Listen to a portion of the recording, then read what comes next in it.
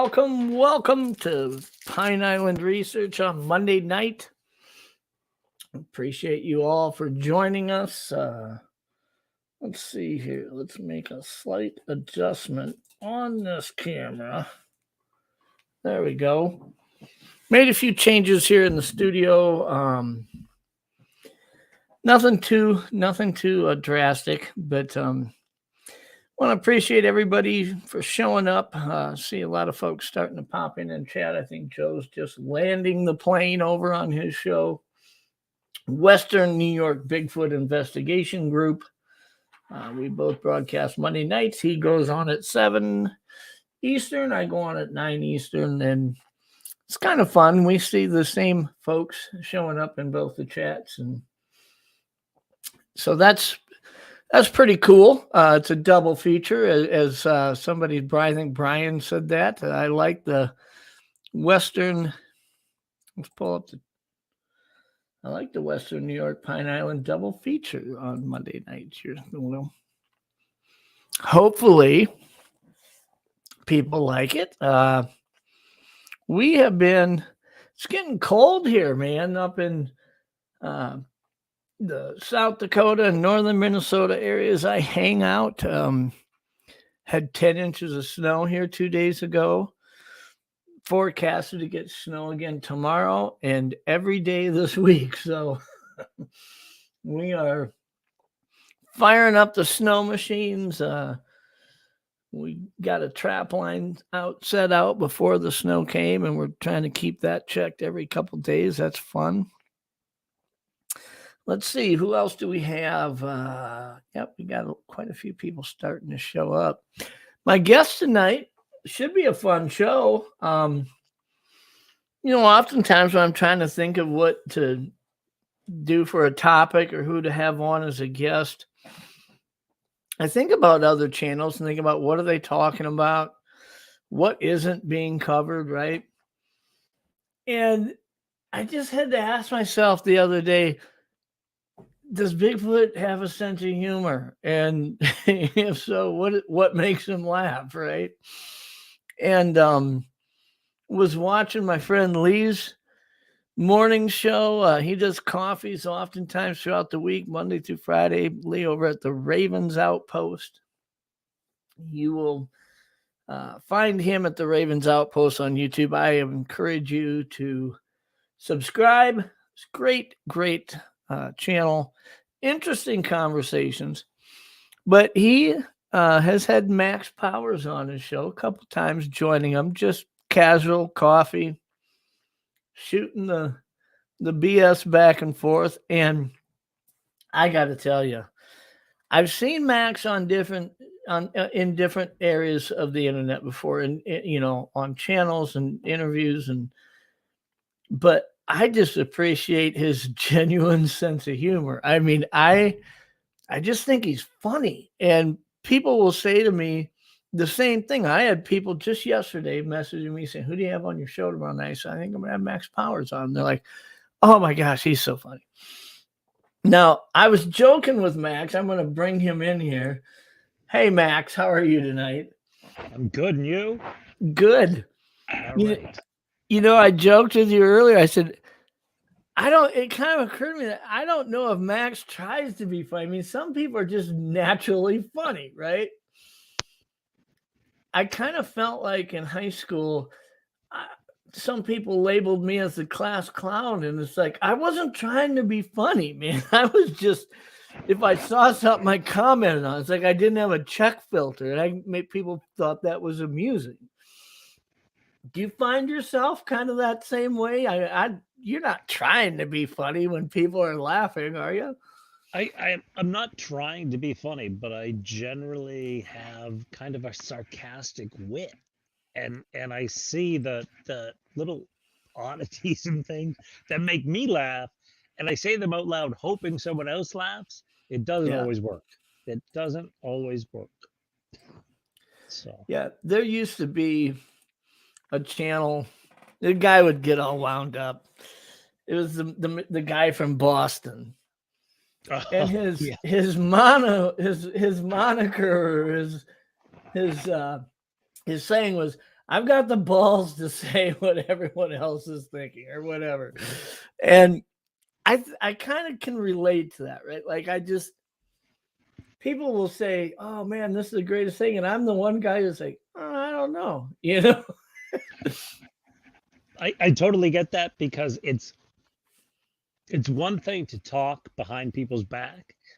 It's another thing to be able to say it to their face and them watch them squirm and react. Not in a negative way, but a lot of people just are never called on their shit. And if you just say it out loud, oh, can I say that word? I'm sorry. I Oh hope yeah, I didn't offend your viewers. But a lot of people just aren't used to being called out on it. And life is a funny thing. And I think that humor, that ability to laugh bonds us all. So we can get over a lot of the BS by yeah. making fun of it all. Well, as a precursor, I will put this out there for the show. We do this live here on YouTube. It goes out to all the podcast platforms. Doug has recently shared the analytics with me where I was kind of blown away that like 20 times as many people hear it on podcasts than they watch it on YouTube. So I asked him about we're monetized channel. I don't want to get in trouble saying a word we shouldn't. And he basically went through the George Carlin list of words, so to speak, that you should not say on the channel.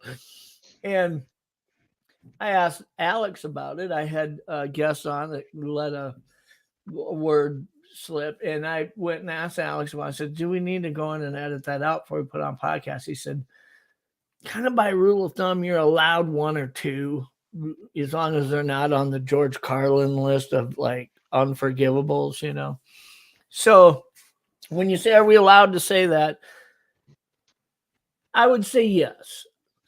I grew up in a family where my parents, and we went to church every Sunday. They were pretty religious, but you could say the S word. You could say things like that, but there was words that you could not say. And I kind of learned where that line was that I could skirt at about 7 years old. But so for all of our people in chat and for those listening on podcasts, Max Powers, what intrigued you enough to breadcrumb you into this community around Sasquatch and Bigfoot and the interest? Tell us where it started. Wow. It goes way back. 53 years old, my entire life, I have had some kind of interaction with whatever this is in the woods, which makes me sound like some kind of crazy, I don't know.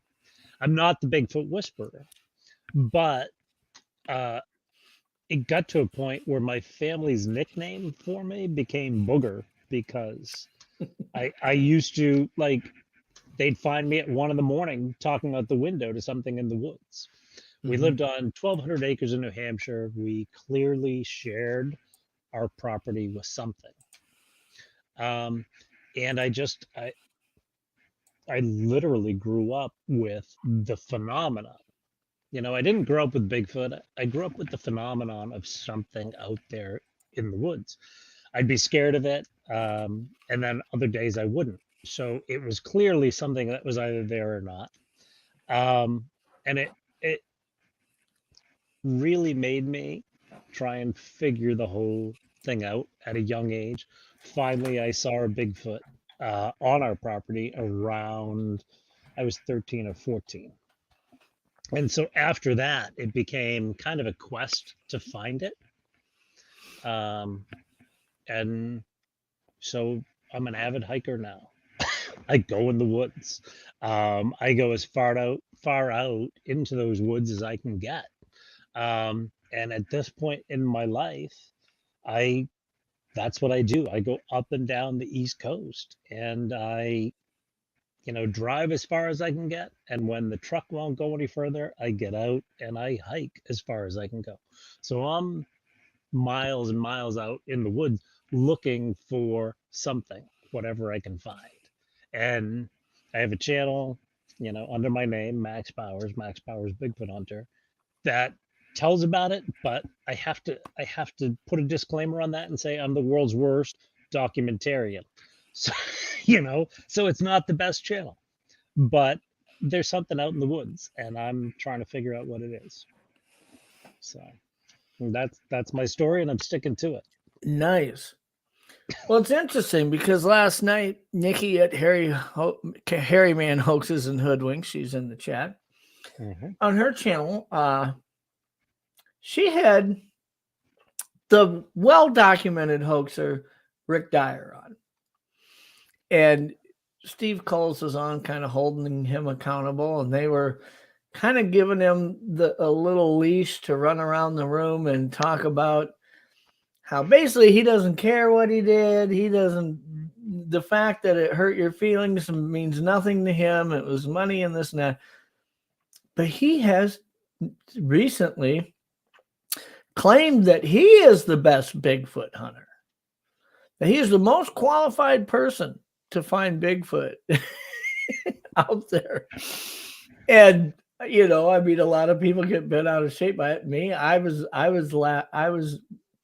having a hard time not laughing at the irony in it, and it kind of played into this idea of doing a show on where do we find humor, in this community. And I don't think there's anybody listening to this show who has looked at the Bigfoot community as it exists on Facebook and in the hundreds upon hundreds of public groups. Some of them rather large. I mean, there's 50 to 70,000 people in a lot of these groups. And every other post that you see there is making me laugh. I mean, and I'm not trying to belittle someone or be mean about it. I'm just saying it is crazy what some of the people are saying when it comes to, and you have to ask yourself, are they purposely doing this, trying to get people to laugh? And sometimes they are. Sometimes they are.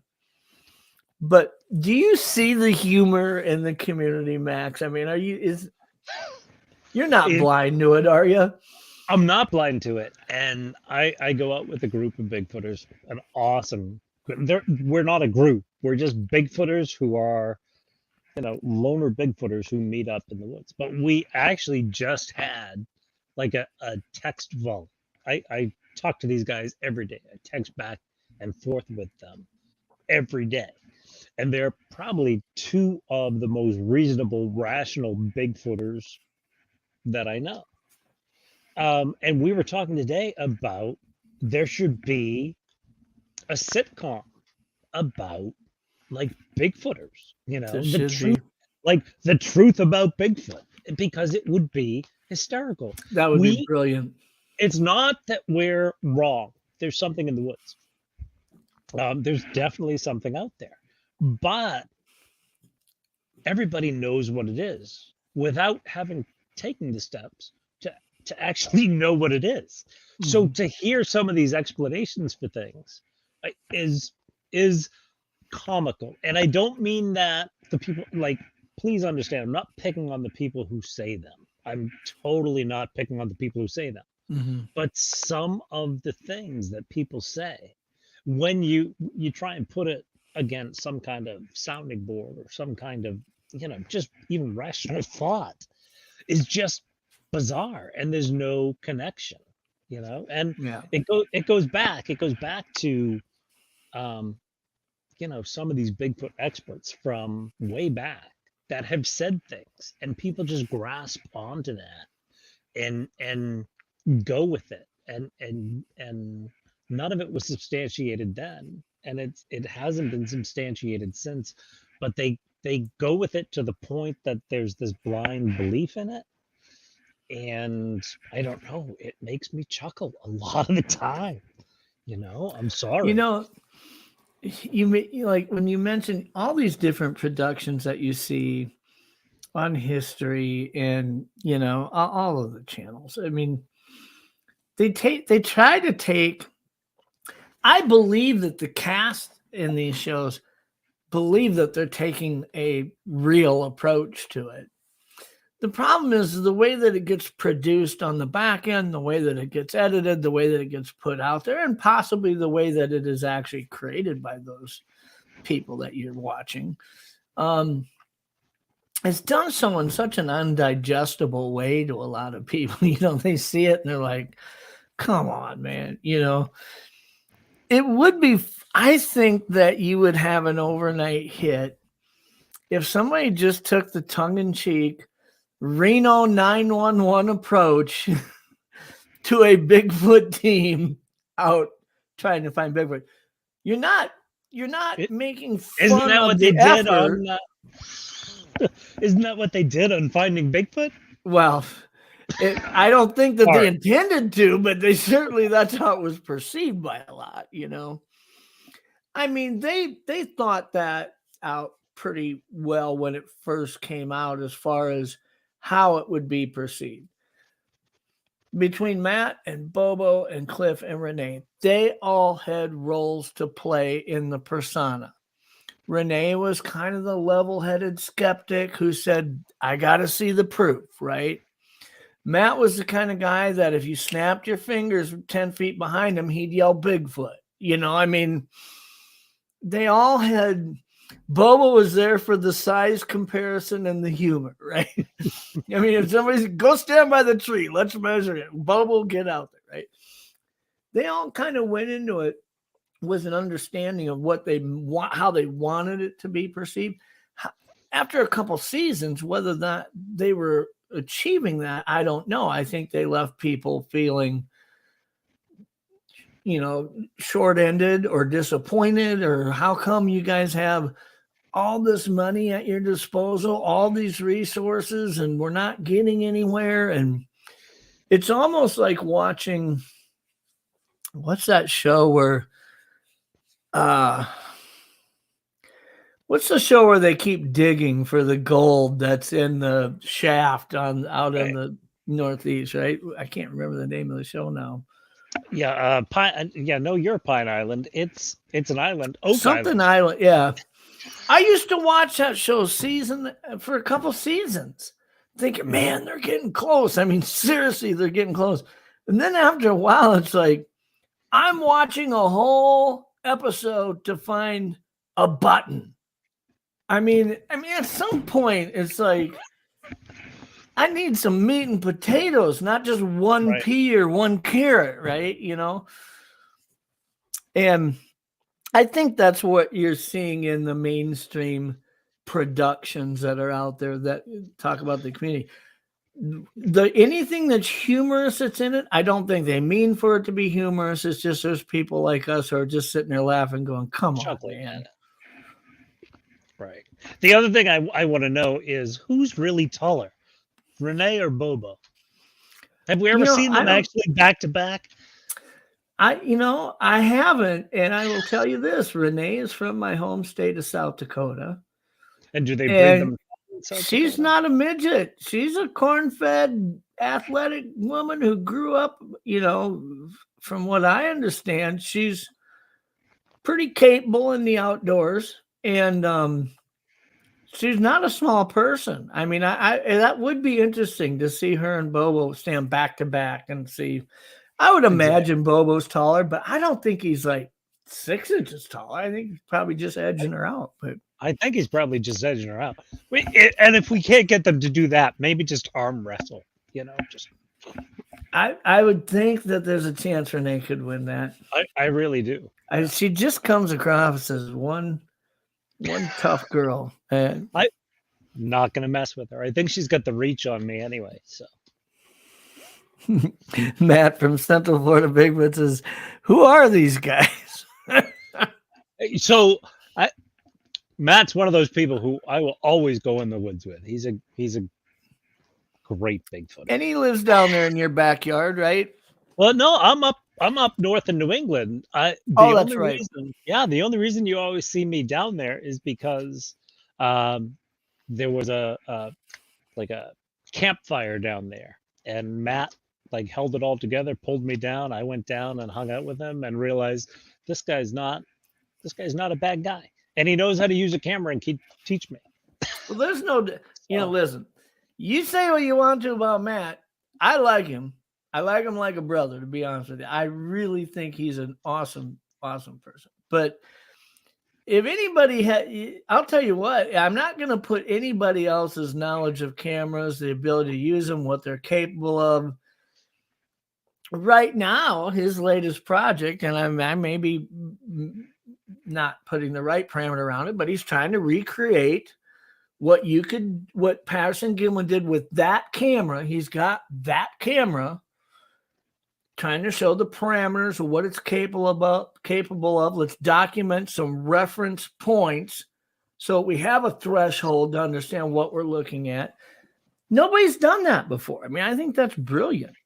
So one of my big things, one of the things that I drone on and on about, and people in the Bigfoot world like are annoyed with me for saying, is that we need to go out and not ask other Bigfooters, but to find an actual expert on a topic. Yeah. Right? Because as Bigfooters, we're all biased. Matt is that expert. He understands both the subject of Bigfoot, right? Because he's been out in the woods looking for a while now. And he understands cameras. So I don't think there's a better qualified person to do what he's doing, you know? Yeah. If they filmed Patty with this film and with this camera, let's get this film and this camera and see what the possibilities for that are.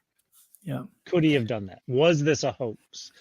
You know? And I don't know if we'll figure that out, but it's sure as hell a good spot to start. Well, even if you don't come up with the definitive answers that maybe you hope to find, along the way, you're going to establish some data points that people are going to reference for a long time. They might say, well, Matt didn't prove that this could happen or that could have been, but he did prove this, that you can't do this. This doesn't work. So when people are talking about the Patterson Gimlin film, there's going to be at some point in the future where people will say, Matt Larson showed that capability didn't exist with that camera at that range or at that whatever, you know. Maybe it doesn't give a thumbs up or a thumbs down, but he's going to establish data points that people are going to reference, you know. Right. Data points are the key thing in this. That's what we all need to do. So many of us like take those data points and we translate it. We put our own personal spins on it, and the data that we actually found gets lost. And that's one of the comical things, is how each individual mind interprets these little data points. Yeah. You know? And I think you're right when you say that we've been operating in a box. We've been looking for answers and help from each other, and we're all existing in the same corner of the room. And we need to start looking at, and it doesn't need to come from somebody who professes a belief or a disbelief. It really doesn't. I've been talking to some professors and scientists who were involved in a DNA experiment that was done about 18 months ago in California. And there's two of them are from Sweden. One of them used to work for the Biohub. I mean, they were really studying virus transfer amongst vertebrates and things like that, right? And I've got this idea that we can incorporate one of these techniques into collecting and analyzing DNA that could be from unknown primates or part human, unknown primate. Now, you'd have to probably get thousands of samples before you find one, you know, if you even found the one, right? But I don't know. I didn't have an understanding. I knew how the technology worked, but the range and the scope of what you could do and what you couldn't do, I had to lean on these guys to ask them about that. So I'm calling them and I'm talking to them, and I start out the conversations with, I'm not looking for you to say you believe that Bigfoot exists or it doesn't, or it could or it couldn't. Throw all that aside. That's not the conversation. The conversation is, if you did this and you took those samples and you did this, could you lay them out and compare genomic imprints and decide if there was something that was starting to show up? Is that range of technology even there? Just give me a yes or no. You don't have to tell me whether you believe in Bigfoot or not. We need to start looking at experts in these other areas and get a better understanding of what we could, or maybe even more important, what we can't accomplish. Right. One of those big problems is so many times we present it as, is this Bigfoot or is this not? Rather than, what is this? Sure. And that deters an awful lot of scientists. If you are a scientist and you're trying to get funding and you're one of the whack jobs with the Bigfoot community, forgive me, Bigfoot community, but that's the way the world looks at us. And that's one of my biggest reasons for trying to get us to prove this to science, is so that we're not crazy. We're, explorers. I want us to be the Jane Goodall. I don't necessarily want to be Jane Goodall. I don't look good in a jungle skirt, but I just want us to be able to present our findings and let someone else figure it out. So if we find something with a crazy little twist to it that scientists don't know what it is, they'll explore it, which isn't funny at all, but it's how we take that little scientific thing and twist it. That's quite comical, really.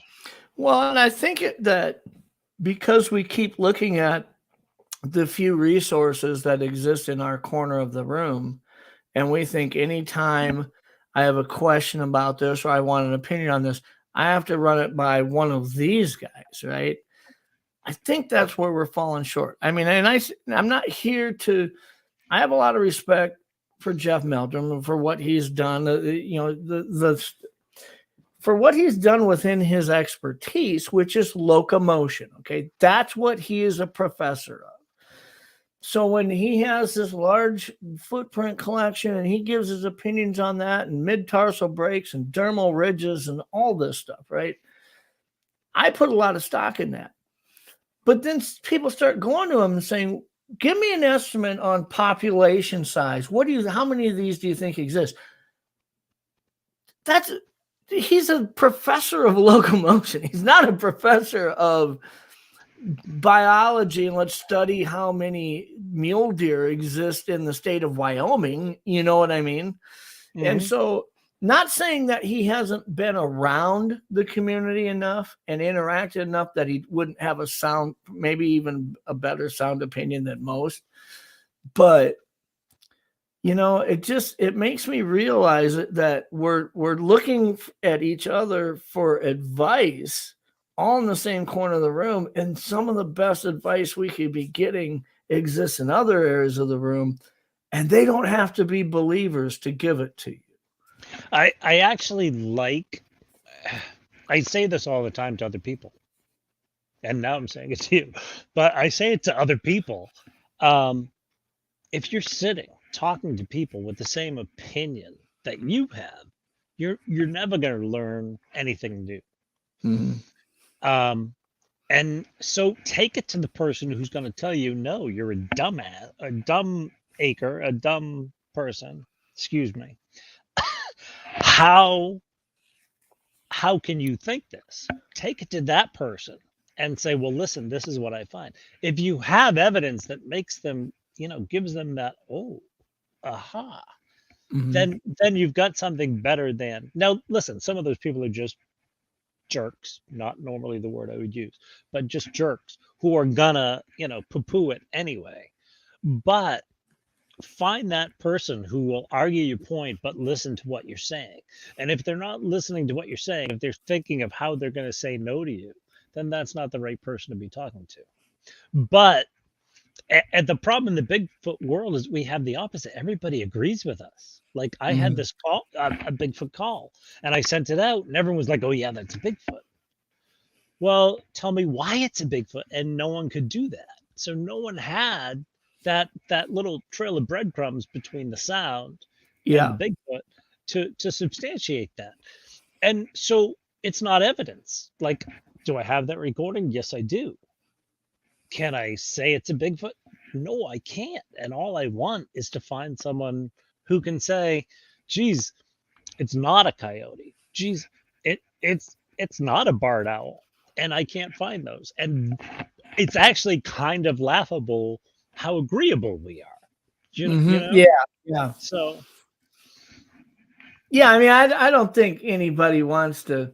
That's another thing, whether you are a Meldrum or a Cliff Brackman or a Doug Hychek or any of these guys that people tend to lean towards when they're trying to get an opinion on something.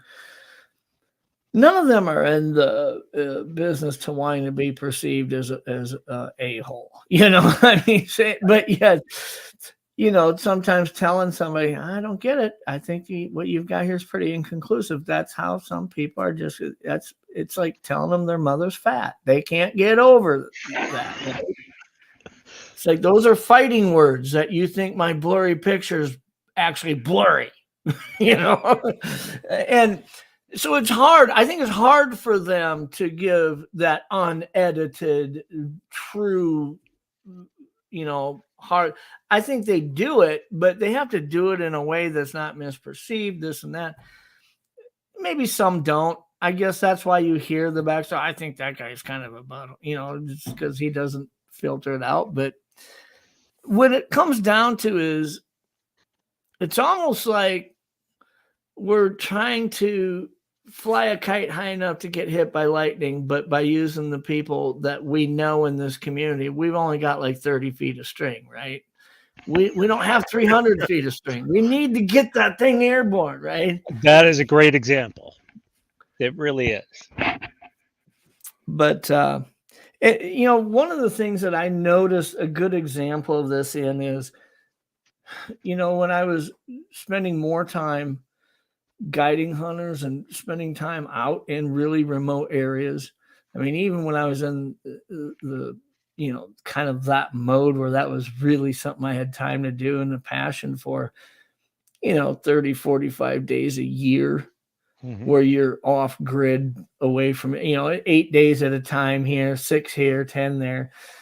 Elk hunting, things like that in Wyoming, Montana, northern Idaho, pretty remote areas.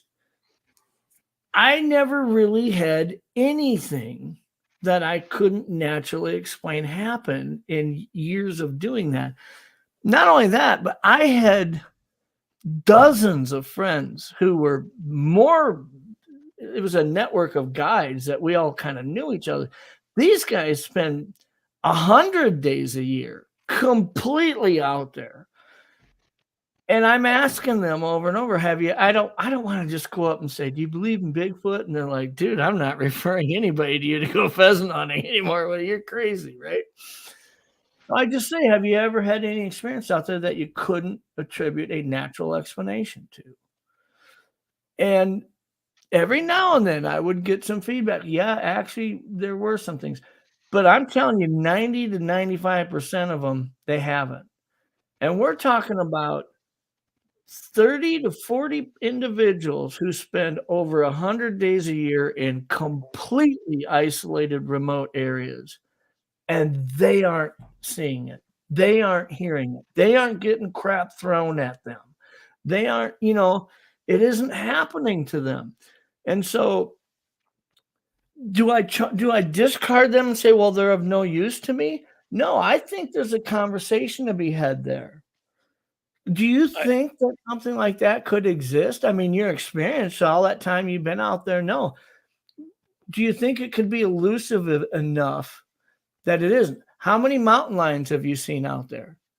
I would tell you half those guides haven't seen a mountain lion before, because mountain lions 999 times out of 1,000 will avoid human and never let you see them. They will be right. I've seen a tail. And I've seen a print. I live in New England, so they're not even supposed to be here. The tail is debatable. The print was not. The print was far too big to be a bobcat, and the pads on it were far too large to be a lynx. So, and it had the little divots. So it was a cat. It didn't have claws. It wasn't a wolf, or a coyote. It was clearly a very large cat print. But I've never seen a cat. And Yeah. anyone around here, like especially I this was on Mount Kearsarge South in New Hampshire. And I took a picture of the print next to a dollar bill and I brought it down to the ranger station. I said, "Hey, you guys got to be careful. There's a there's a pretty big cat out there." And they kind of chuckled at me and said, Yeah, "Oh, right. those haven't been around for so long. That's not it." But it was in fresh mud, clearly a fresh print. Based on the dollar bill, you could see the size, but these guys didn't want any part of it. So there's stuff out there that people aren't seeing. A lot of people just aren't seeing, and B, a lot of people are denying. Yeah, no, I agree. We used to spend a lot of time hunting mountain lions in the Black Hills of South Dakota, and a friend of mine had a team of leopard hounds in which we would pick up, days like this where we have a fresh couple inches of snow. It was perfect. If you had overnight snow, you'd be back on these fire trails on snowmobiles looking for where a set of tracks cut across. And they're within hours old.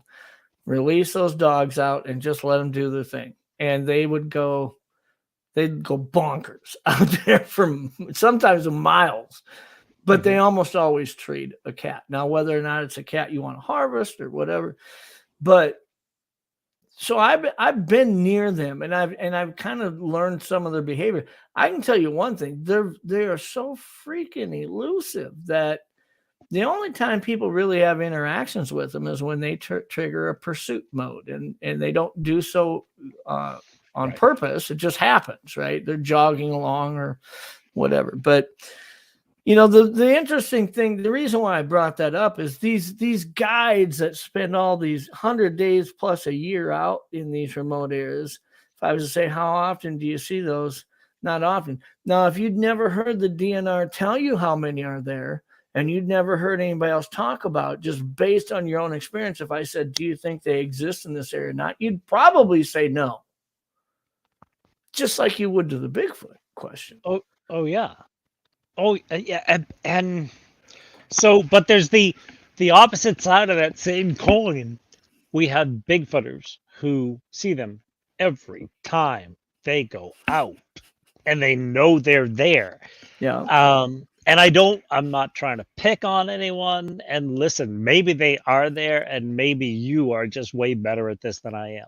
But I have to chuckle sometimes at the channels out there who every time they're out, they find 1, 2, 3, 4, 5 Bigfoots, and they get pictures of them. Mm-hmm. They don't get a before and after, Mm-hmm. but they get pictures of them. Yeah. And this is I think not to pick on anyone, but well, if you were to listen to, some of these estimates of how many do you think they are in North America, let's say, Canada, United States, Alaska, all of that. And you said, how many are there? And you even using the higher end of guesstimates that are somewhat reasonable, the 70,000, maybe 80,000, 90,000. You look at the geography that we're talking about and the wilderness that exists within it. It should be really, really difficult to find yourself with it expecting that you're going to see one. I mean, now that's not to say that you don't end up having those interactions. You've got, Shane Carpenter and Randy Harrington with the 400. You've got, and although I never went out there, kind of what me and Doug and the others that I had leaned on trying to develop a research plan to interact and collect DNA. We didn't go out there with a goal of trying to photograph them or record them or knock on trees and communicate with them. We didn't know what they were capable of detecting. We didn't know the language that we speak. Why make vocalizations if you don't understand what you're saying? Things like that. We abandoned all that and thought it's probably most leverageable instinct that would probably put it to where you could catch it with its butt out is its own curiosity. So why don't we go out and try to intrigue it enough to interact with something?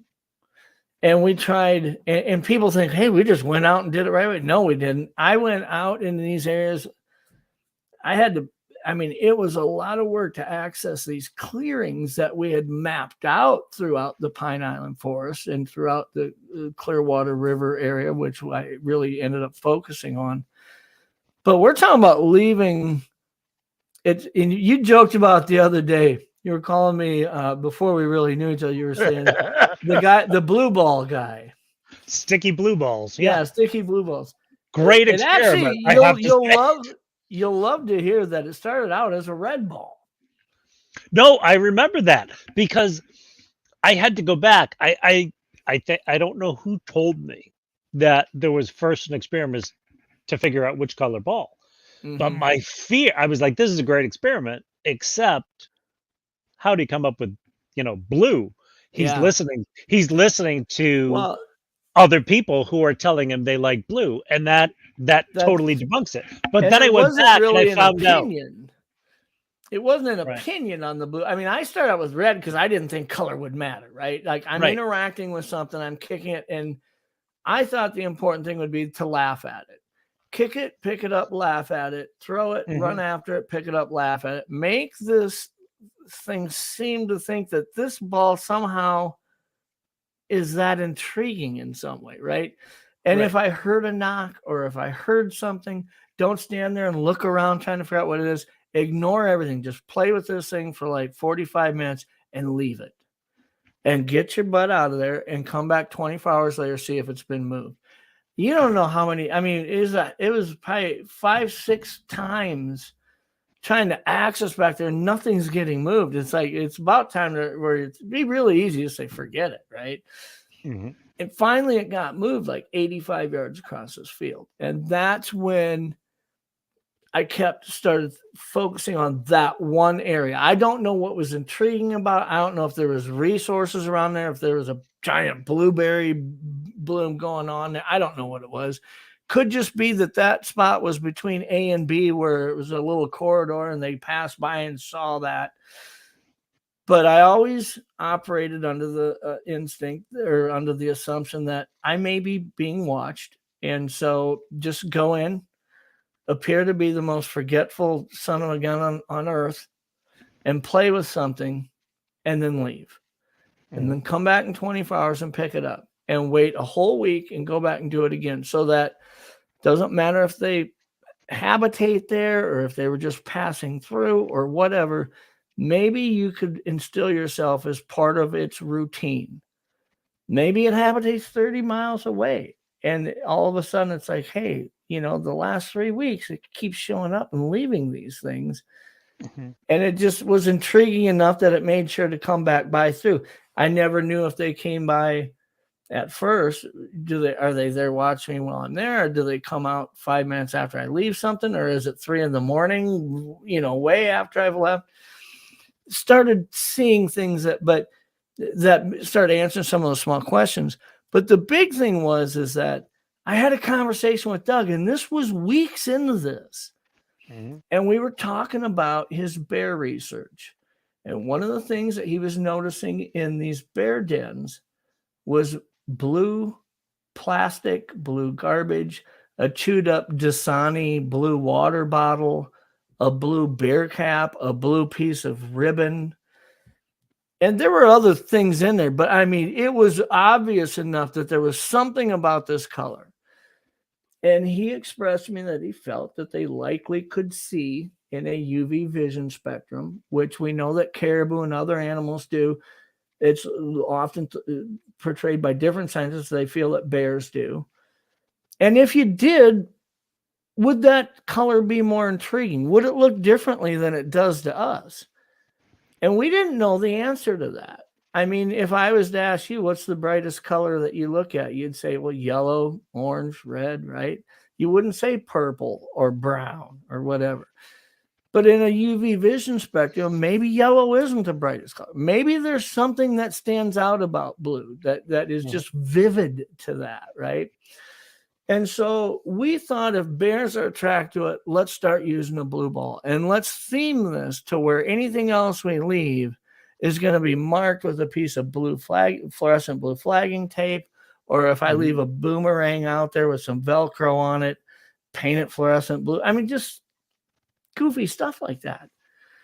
Just theme it with that. So that no matter if it sat there, it didn't have to figure out there's a little jar over there with peanut butter. It saw a blue ribbon tied around a tree and said, there's a jar of peanut. There's something there. And then it found out there's a jar of peanut butter there. And so that's kind of how we approach it. Even with all of that over 37 weeks, I never saw one step out in front of me. I never had one throw anything at me. I never had anything scream at me. I heard some knocks occasionally, and we saw a lot of stuff get moved and interacted with. And we found hairs on these things, on Velcro tabs and stuff. So there wasn't, none of that may have ever happened really had I not had a conversation with Doug about the blue and how the bears are intrigued by blue. And it wasn't just him saying, I heard they like blue. We were looking at a different area of science altogether with bears saying they've proven that they like blue. And you'd done a similar experiment with a red ball. It got moved by red, but over the first few weeks, there wasn't really significant interaction with it. I mean, it could get moved, and that's it. There was no real smudgy prints on it. There wasn't, it was like it was intrigued by the fact that I laughed at it and played with it maybe, but it wasn't picking it up and carrying it around and be like, wow, this is mine, or anything like that. It's when we switched everything to blue that everything started ramping up.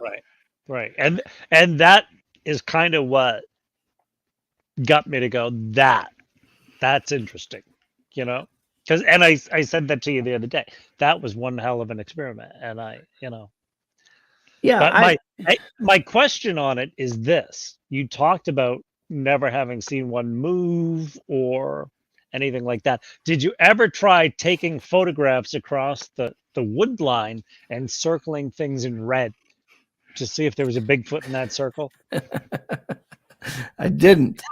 No, I didn't. I told Doug, I said, it's funny. Everybody, time somebody puts a circle around something in red, they really should be using blue. They don't realize how.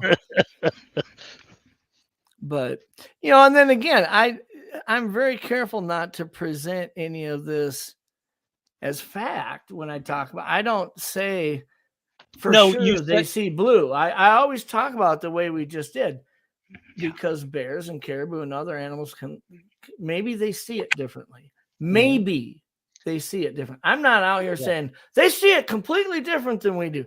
I don't know that, but we see that in our community too. People taught you might have a theory, and people are out there presenting it as fact, and it's not fact.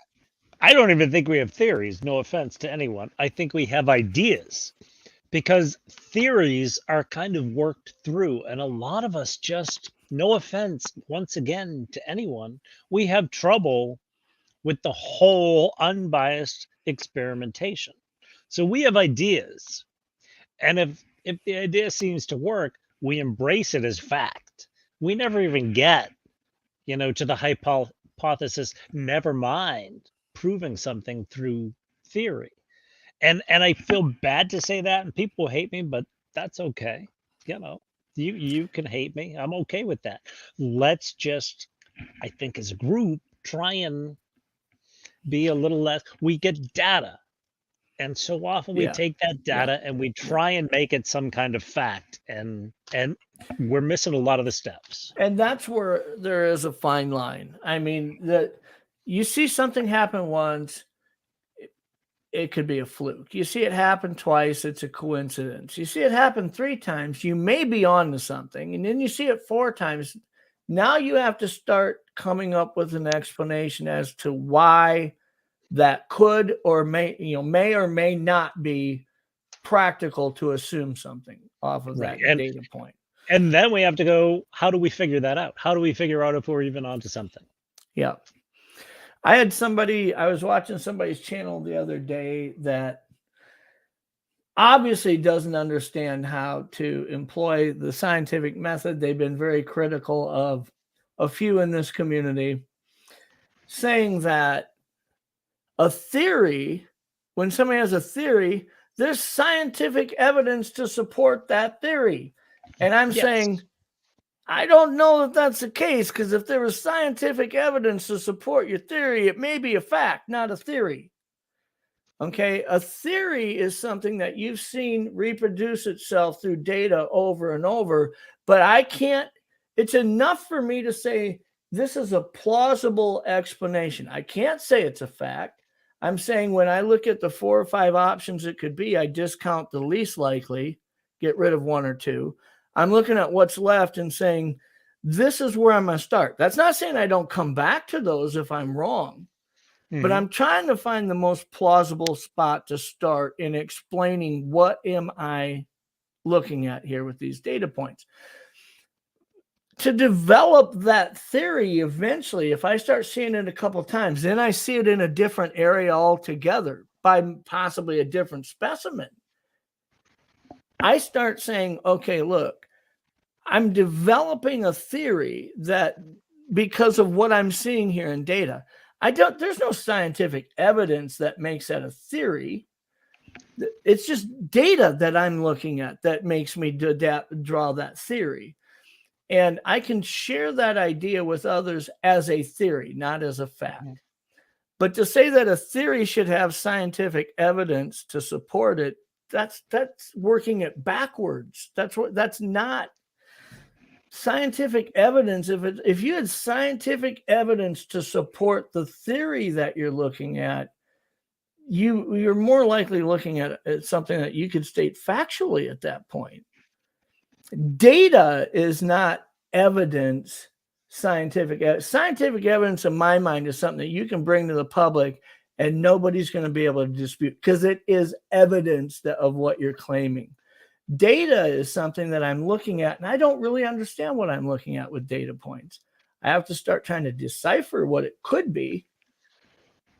I mean, there's that, and we've kind of got carts and horses, because what so many of us have done and are still doing is we take this, whatever we want to call it, data or evidence, we take this curious happening, whether it be a footprint or whatever in the woods, and we assign our thoughts to it.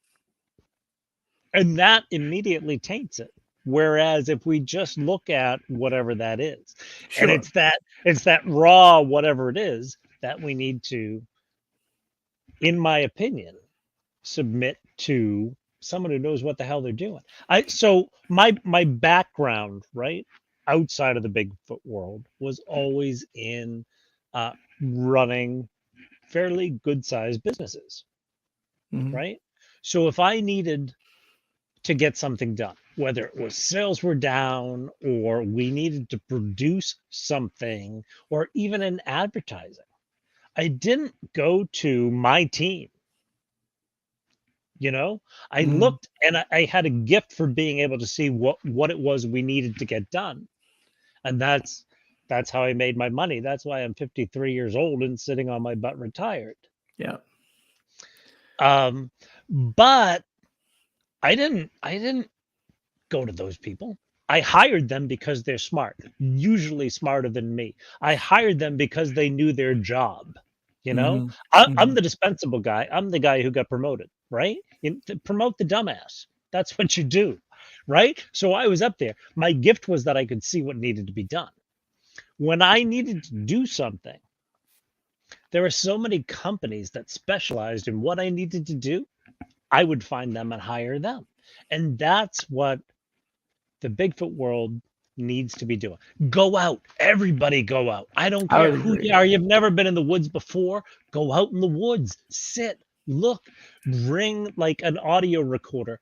Bring a video recorder. They're cheap. Sit there and listen and look and get to know those woods. And then when you see something that doesn't seem to add up, find someone who knows the woods and have them look at it.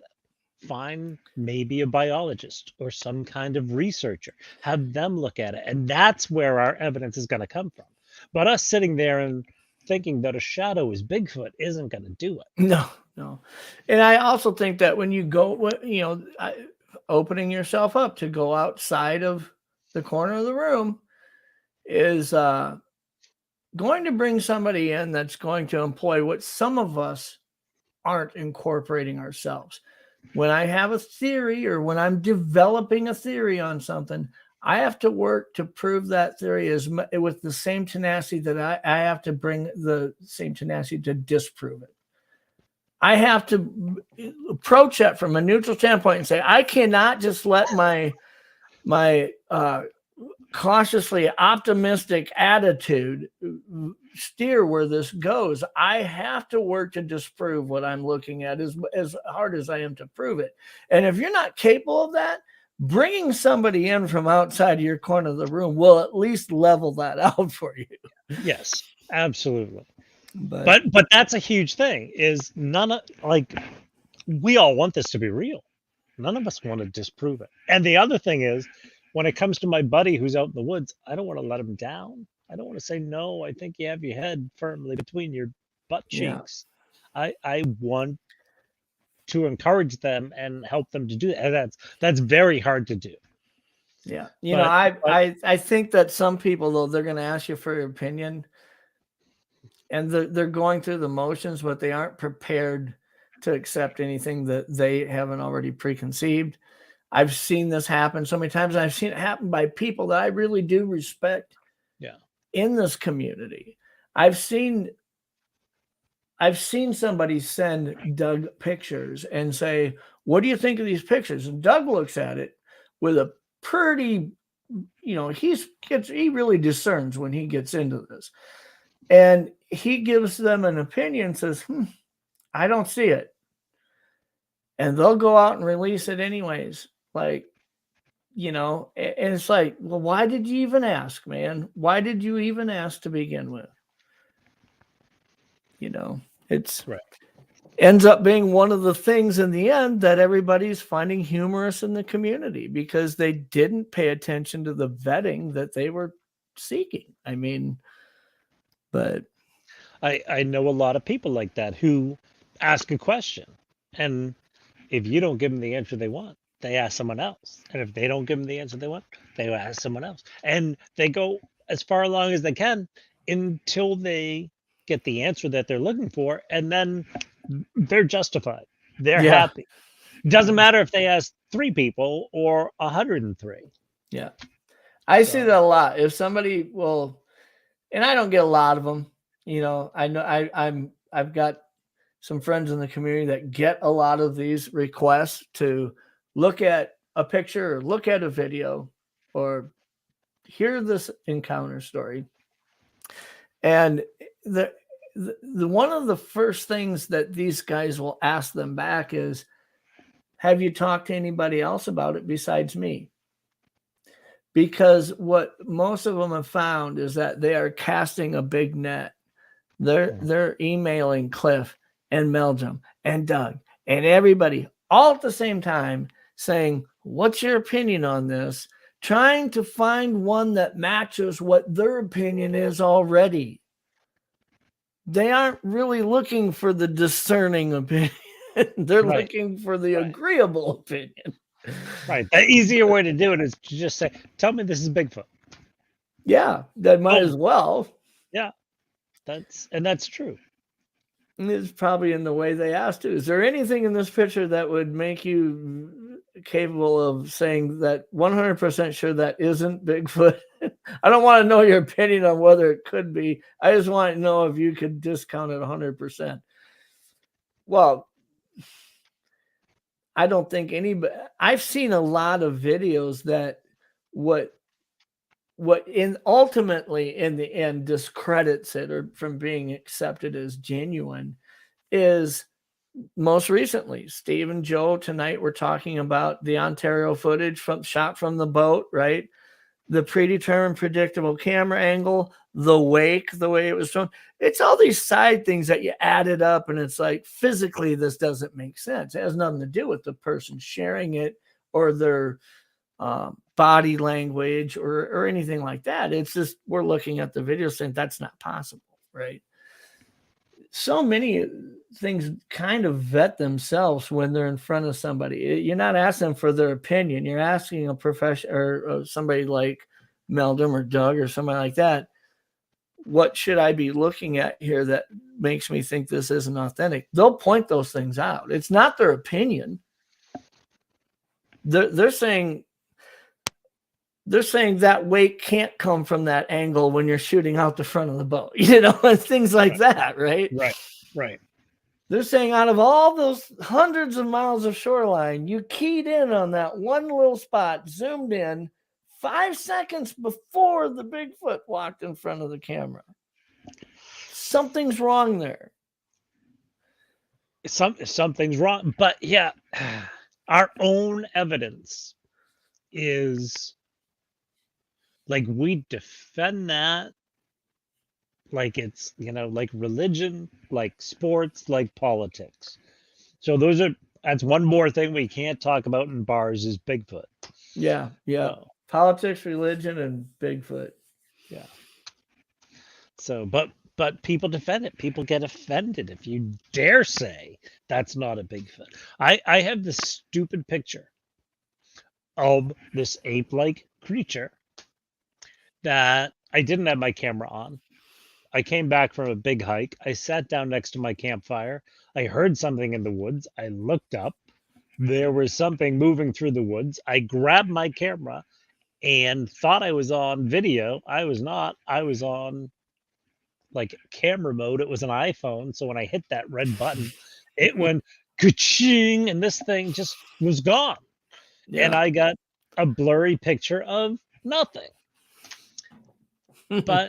But when I look at it, and when people look at it, they can see, the musculature and all that. But I've got nothing else. I don't have a video. It's just this blurry blob squatch. Mm-hmm. And I still say that was a Bigfoot. But when you look at the picture, like, you'll laugh hard because you weren't there. You don't see the whole thing. And I think you're sharing a great example, though, of the, basically operating under duress when you're in that moment, right? You grab a device, you pull it out of your pocket. You're trying to get this done in a very unprepared manner. Very seldom do people know that they're about to see a Bigfoot or anything, a ghost, a UFO, 5 seconds before they see it. It's just like, boom, it's happening right now. What are you supposed to do? And when I see somebody share a bad picture, that's really hard to rip apart because, and I'll even say this, even when you start talking about, this is something that I was saying back when the 168 photos, the blurry kind of green photos from the 168, when Carrie shared those as part of that documentary, I really wanted to jump on the man that I wouldn't have let out with that, right? Like I wanted to be critical of it. like that's like your ace in the hole. I don't, but yet they're stills, they're not videos. And I know that there have been times when I've looked at something and what you're seeing with your naked eye and what you end up capturing on photographs sometimes is very poorly represented. It looks green there. It didn't look green when I was looking at it. I get where that could be. If I went and told you, go take a picture of, whatever, and you go out and photograph it, the way you see it with your eyes and the way it turns out in the picture sometimes isn't represented well. Whether because you were operating under duress or because it wasn't focused or you weren't stable when you took the picture, all that stuff. So it's hard to just butcher a picture sometimes because some pictures you can tell were orchestrated. Other pictures, it's really hard to tell if maybe that was just a matter of them moving by and they took the picture. They didn't have it stable. They didn't have it You know, they didn't take a deep breath and calm down. I'm Completely under I'm duress. always guilty of all those things. Mm-hmm. Lousy documentarian. That's why my channel's so bad. I think that'd be an interesting thing. And maybe he has talked about it. But Matt, you know, from Central Florida Bigfoot, you know, he gets into a lot of things that, I say this affectionately, but he'll start nerding out on camera stuff. Like my kids will nerd out on video game stuff, which I don't really get, right? But that whole operating under duress and what can you do in that moment where things feel like everything's coming undone, when somebody's trying to photograph on an iPhone, first of all, what's the protocol? What could you walk yourself through to and try to mentally prepare yourself ahead of time for that? You hear people give opinions on that, but wouldn't it be cool to hear Matt's opinion on it as a professional photographer? So Matt's there. He says, because I can, LOL. And he can like critique and comment. Matt is the same person who said, hey, I'm going to give you a gimbal because I've seen your videos. He gave me a gimbal and then he watched me use it and said, you know, let me just, maybe you should get a tripod. So I'm not a good photographer. It's never been my long suit. It's never going to be my long suit. But well, you know, kind of getting back, I mean, it kind of goes full circle, or getting back to what we started talking about, the things that we find humorous in the community.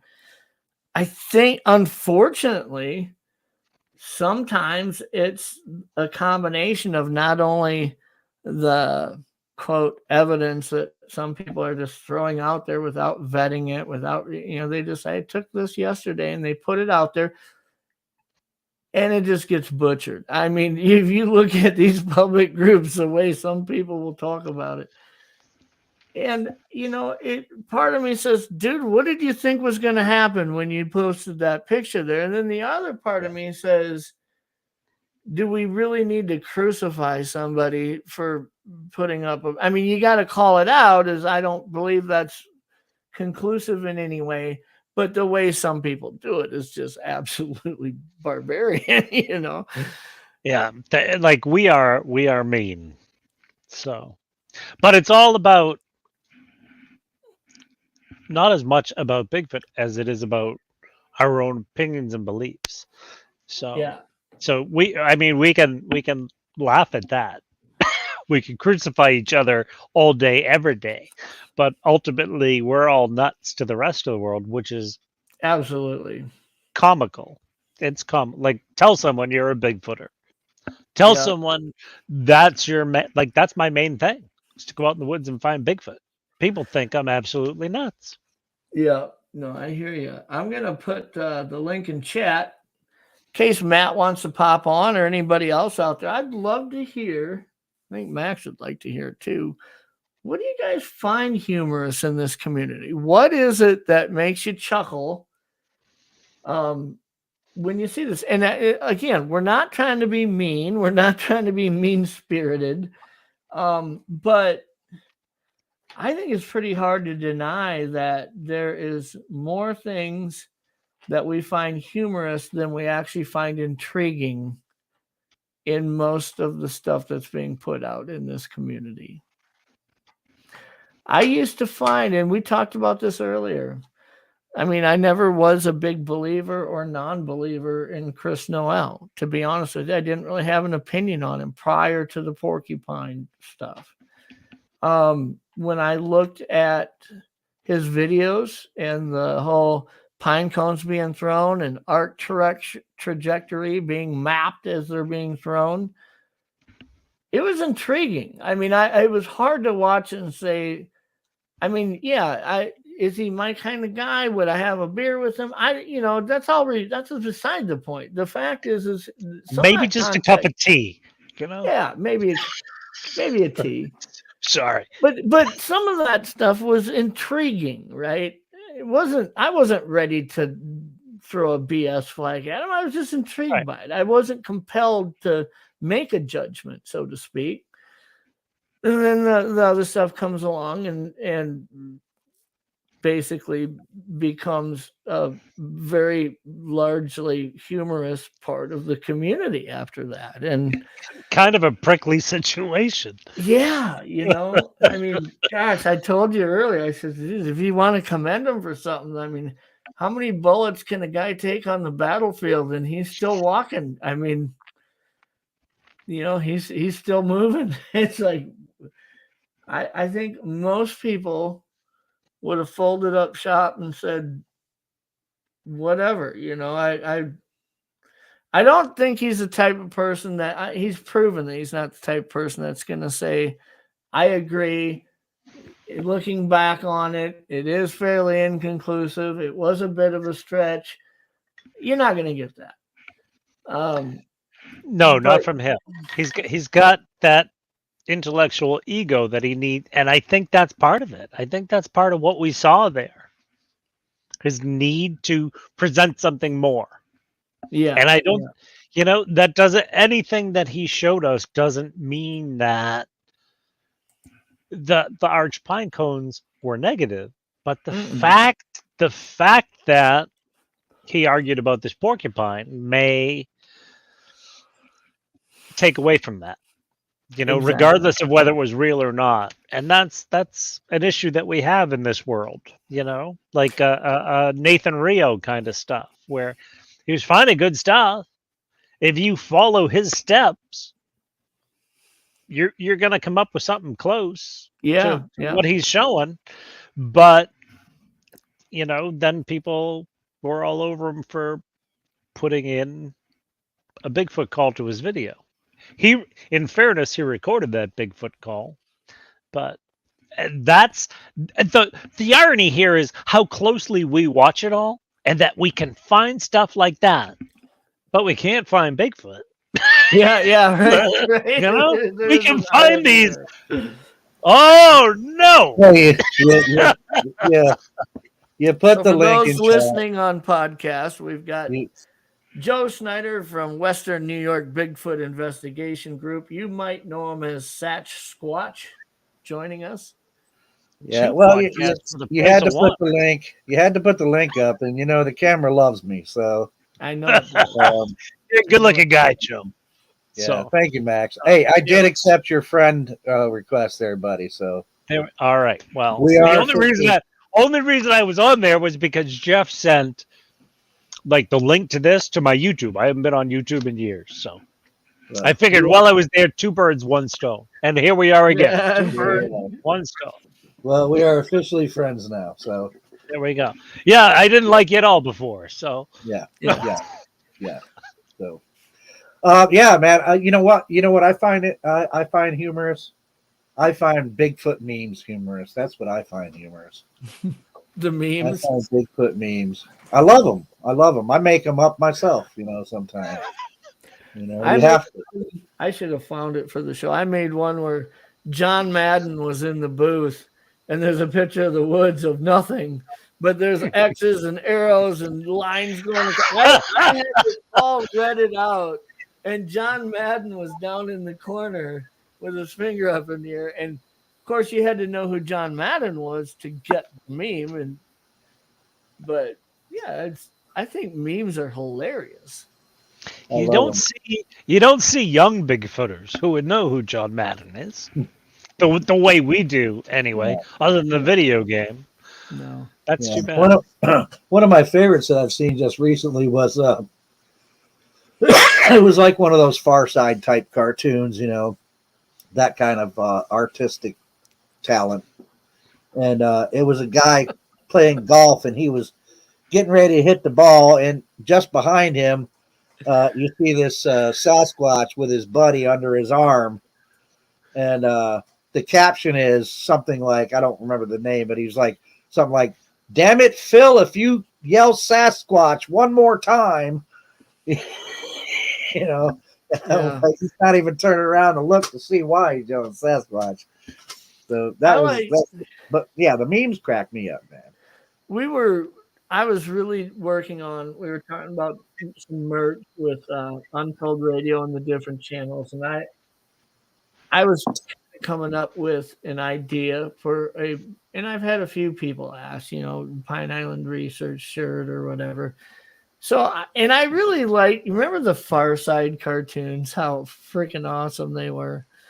I want to have like the cartoon on a shirt of like couple pine trees with snow on them and snow on the ground, and a cartoon Sasquatch there with kind of his back to you. And in the snow in yellow and cursive, it says Pine Island Research. Like he peed it into the snow. That'd make make a great T-shirt. You don't have to worry about what font to use or anything then. I think there might be a P font. There's a Sharpie font, right? Yeah, there's a P in the snow font. If that's not a thing, somebody should make it. It may have already been done. So, yeah. Well, look, man, I just wanted to jump in and say hello to Max. We're friends now, buddy. Consider yourself fortunate. There we go. I do appreciate it. And thanks, Jeff. Yeah, well, thanks for popping on, Joe. Appreciate it. Let you get back to your interview. Always good to see your face. I'm going to make a little. I told Nikki this the other day. I'm going to make a little intro, like a 30-second intro video for you and Nikki and Pat and others that pop on the show from time to time. But I really want to get creative about it. My show will never go viral, but I'm hoping the little 30-second intro videos might go viral. So. Yeah, well, I'll be watching for mine. That's interesting. Okay. But anyway, so best name in Bigfoot right there, man. That's all I got to say before I leave. Max Powers. That's the best name ever. I'm glad I thought of it, actually. Yep. No, he's right. That is a great name. It's like bringing that Star Wars feel to the Star Wars feel. Better than the community. Silly 70s super spy to it. I like that. Yeah, I mean, it's not the Austin Powers feel, right? It's Max Powers. Max Powers. Now, see, if you come to Boston, you'll see that, like, half the Irish people, there's Murphys and there's Powers. And there's maybe a couple other last names that people use, but it's a common name. Yeah. It's amazing how. Did you grow up in that area up there in the Northeast? I did. I don't know how to pronounce. Is it Kaiju Ninja 1985? Yes, Max Powers is what Homer Simpson once changed his name to. So, I think he was Max Power, whereas I'm Powers because that's the last name. But yeah, I grew up in New England. I grew up in between Cape Cod and New Hampshire and Boston. The Squatch who shagged me. For those listening on podcasts, one of the comments we throw up on screen here on YouTube. And by the way, if you're listening on podcasts, I'd encourage you, once you get to wherever you're driving to, whether it's work, home, whatever, pop on YouTube, look up Untold Radio, give us a subscribe. You can catch the show and actually see all that we're talking about live, and you can actually be an interactive part of the show with your comments and chat. But Uncle Bones has said, the Squatch who shagged me. And this where'd it go? Where's the name there? Pareidolia will destroy you. I think we should change Joe's name to martial law. I think that'd be great. That would be cool. That would be cool. I think that'd be a good name for Joe. Well, I was thinking that earlier when I was watching Joe's show. You have Bigfoot, Leon Bigfoot Okanagan. You've got Joe as Sasquatch. Then you got Steve Coles, and I'm thinking there are some of us in the community that we never really thought about, like branding this alter ego name type of thing, right? But man, the more you think about how creative you could get with it, I wouldn't want it to be something Squatch or something. You know what I mean? Like you say, martial law or something like that. That would be interesting. I can't take credit for that. That was Kaiju Ninja, but yeah, that was I did a study on that like long ago, where with like social media, if you put two names up, same profile, two different names, one cool name, the other one like Irving Lipschitz, the cool name gets way Gets- more yeah, friends than hits. That's an Not interesting observation and interesting experiment to find out. right. That's how I came up with Max Powers. Before that, I was Irving Lipschitz. Yeah, no, I think that that's what a person should do before you're gonna brand yourself forever with a moniker on YouTube. Create your 3 or 4 choices that you're considering as new Facebook accounts and send out friend requests to everybody and see which one gets the most attention. That's right. I think people do that.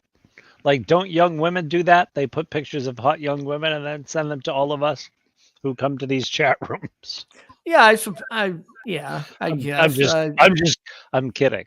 I've heard that. I've never, studied. No, I don't get those either. I swear, especially if my mom's watching. Oh man. Oh, no, well. I would say that honestly, Lockbeard, with his pareidolia will destroy it. That is by far one of the coolest YouTube monikers that I've seen. And he's right by pointing that out. A lot of people probably don't get it or understand where that comes from, but the British band, the Kinks, that was one heck of a band. That was. Here we got Lee says, you're Max freaking Powers. The only problem with that is my middle name's actually Francis. Doesn't have the same effect, Yeah. Yeah. Yeah. Irving Francis Lipschitz. No. Put the link out in case Lee or somebody wants to pop on. Share with us what you think is humorous about the Bigfoot community. Where do you find what makes you chuckle? And the one thing we really didn't get to, Max, is do you think that Bigfoot would find it humorous? I mean, from what I understand, he wouldn't be on Facebook. My research has shown he probably doesn't have Wi-Fi in most of the places they exist. But if they're capable of processing thought similar to humans, and that's not a fact. That's just an assumption that I would make. If they are, right.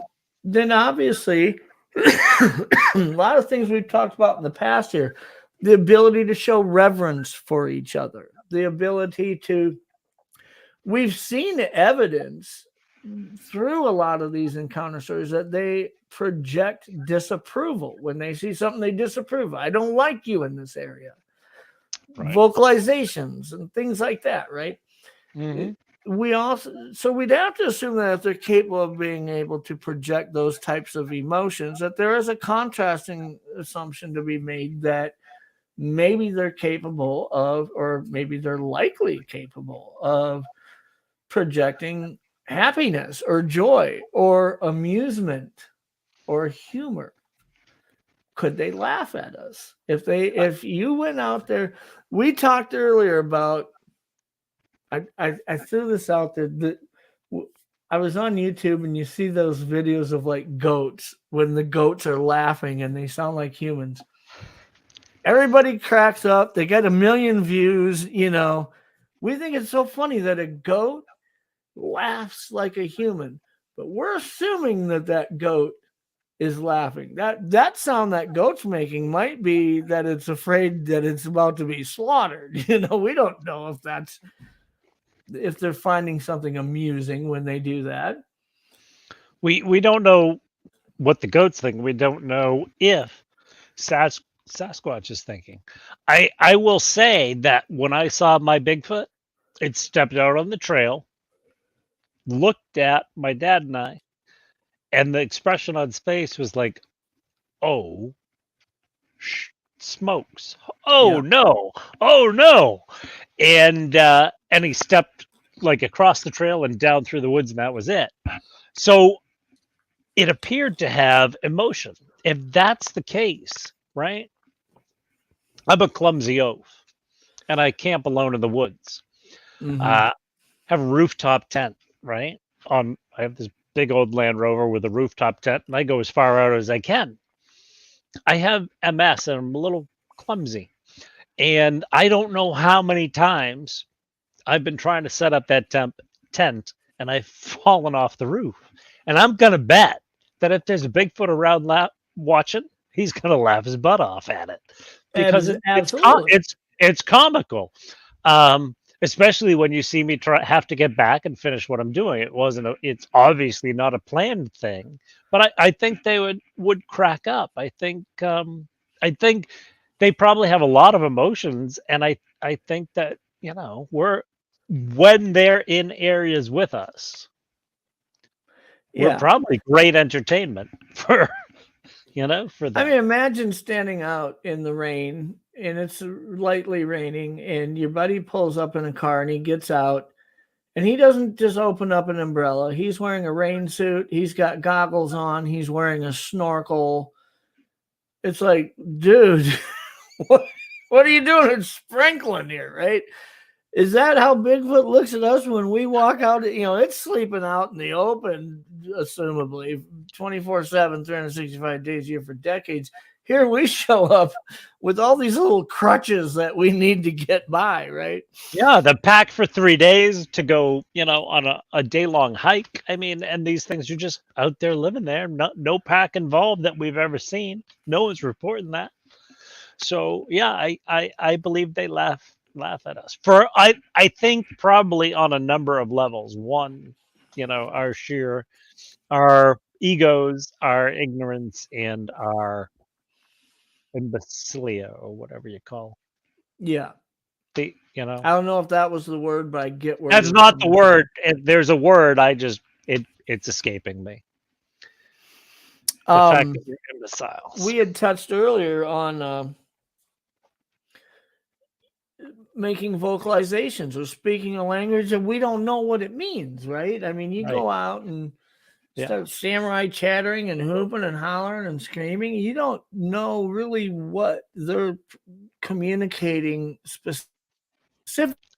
You can display pleasure or whatever, but this idea Right. that we're going to go out and make sounds that we don't know is that when it hears that, is that similar to us watching the goat laugh on YouTube?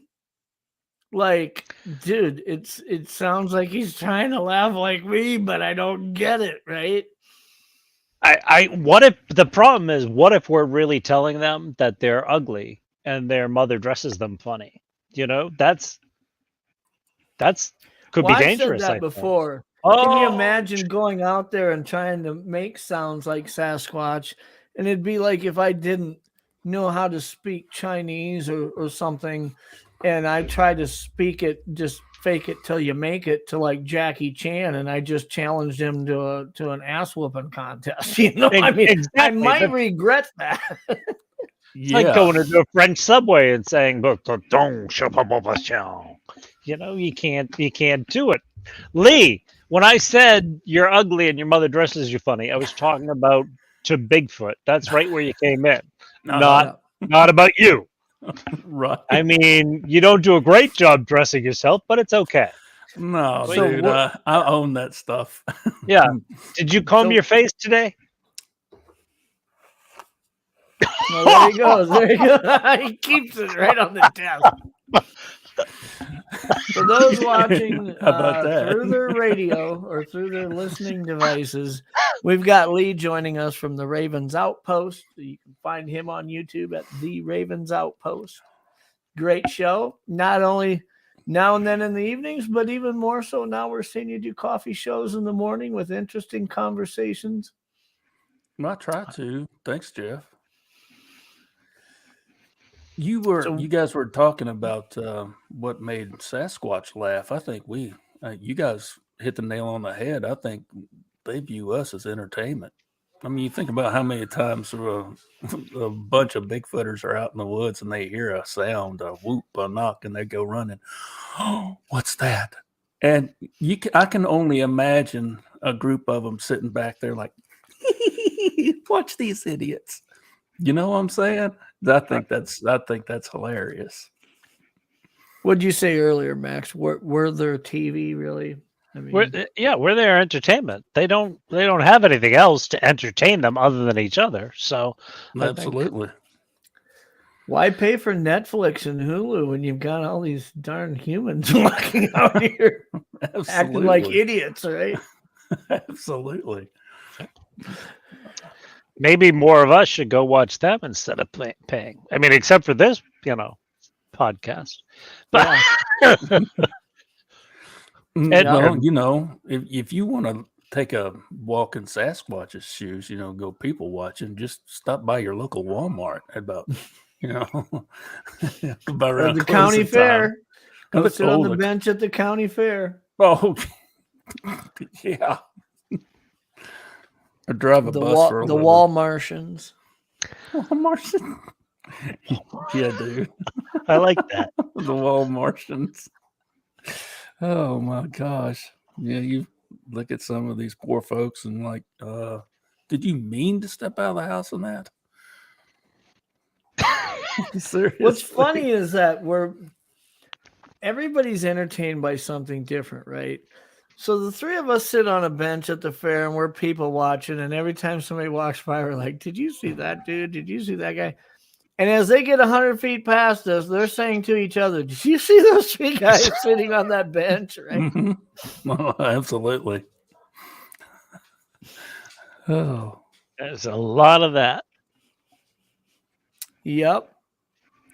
So what else do you find humorous, Lee, when you're on Facebook, right?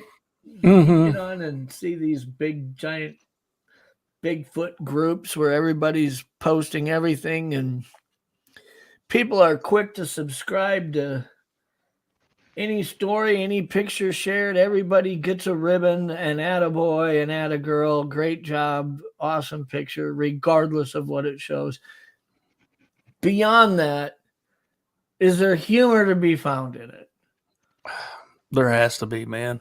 Otherwise, you just drive yourself nuts. When I was mixed up in all that mess for a period of time, I experienced some of that infighting that goes on. You've got one group that believes one thing and one group that believes another, and they're totally at odds. And how they go after one another, it used to bother me. But now I just sit back and laugh. I just watch the show, just pop some popcorn, kick back and watch it. Yeah. It's like, it's like being at the county fair. Sometimes, man, seriously, that's what I find humorous sometimes. Yeah. No, I agree. I think that, you've got, everybody's different. Like I say, everybody finds different things humorous. In the same aspect, everybody's annoyed by different things. Everybody's has a certain threshold that's easy. Some of them are very easy to surpass when it comes to what they're willing to tolerate from others, And, I think it does speak a little bit to being able to find joy in life, right? I mean, if you're going to walk through life in your peripheral, there's a bunch of joy to find. There's things to laugh at. There's things to really find enjoyment in. And yet, if you just stay laser focused on what's in front of you, it's really easy to just find all the stuff that annoys you and stuff you want to complain about and stuff that you find disagreement with. How hard is it to see something and say, I don't agree with that. That's not my cup of tea.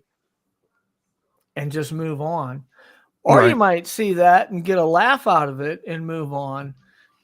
where does the need to stop and pull out the hammer and the nails and erect the cross come from? I mean, I don't know where that derives from. The people just don't have it like having their beliefs challenged. That's what it boils down to, I think. Right.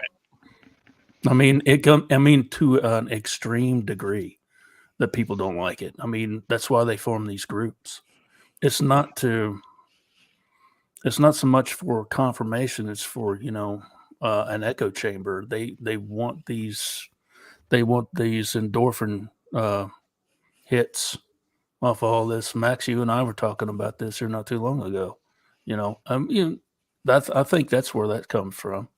Yeah. And it's really sad that it even boils down to politics, man. And that's what I akin it to. I mean, it's that type of mentality has gotten down into everything, man.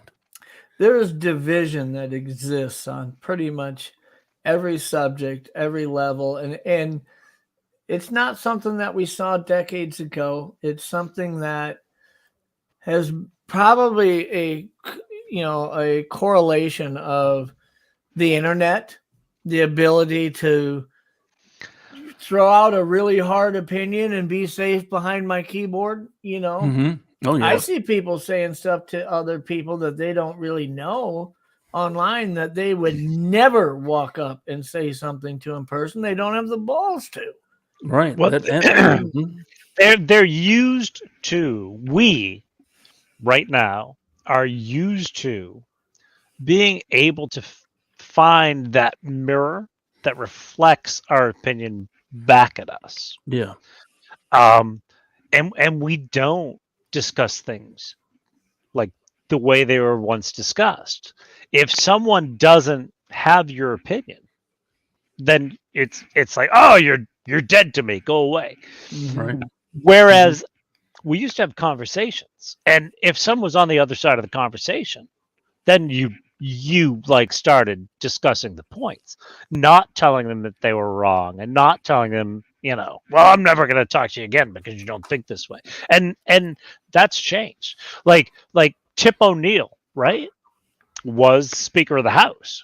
He was a Democrat. Ronald Reagan was a Republican. Shit got done. Right? They would have a beer like once a week because they'd sit down and say, okay, we got to come to agreement. That's what our federal republic is about.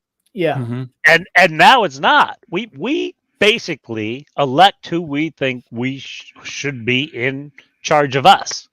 Mm-hmm. Yeah, the focus wasn't on where does the disagreement, where are the parameters around our disagreements? The focus was around on that common idea that what's in the best interest of I mean, maybe it was a little naive to think it would stay that way, but what's in the best interest of those who have sent us here to represent them, right?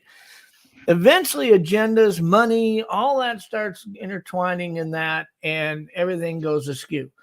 But not that long ago, I mean, when you're talking about Ronald Reagan, we're not talking, that's a few decades back, right? 3 decades ago. But we're talking about the ability for people who had very defined and sharp differences in policy, in the way in foreign policy, in economic policy, and yet when it came down to the end of the day, I'll give up this, you give up that, and let's get it done, right? I mean, there was always some way they figured it out.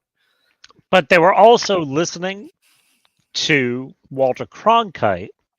They didn't get to choose their opinion in the news force being reflected back at them. So they were actually listening to, and facts is kind of that may be the wrong word, but they were listening to, this is what happened today, this, and this. Whereas now we listen to, this is what happened today, here's what this panel thinks about it.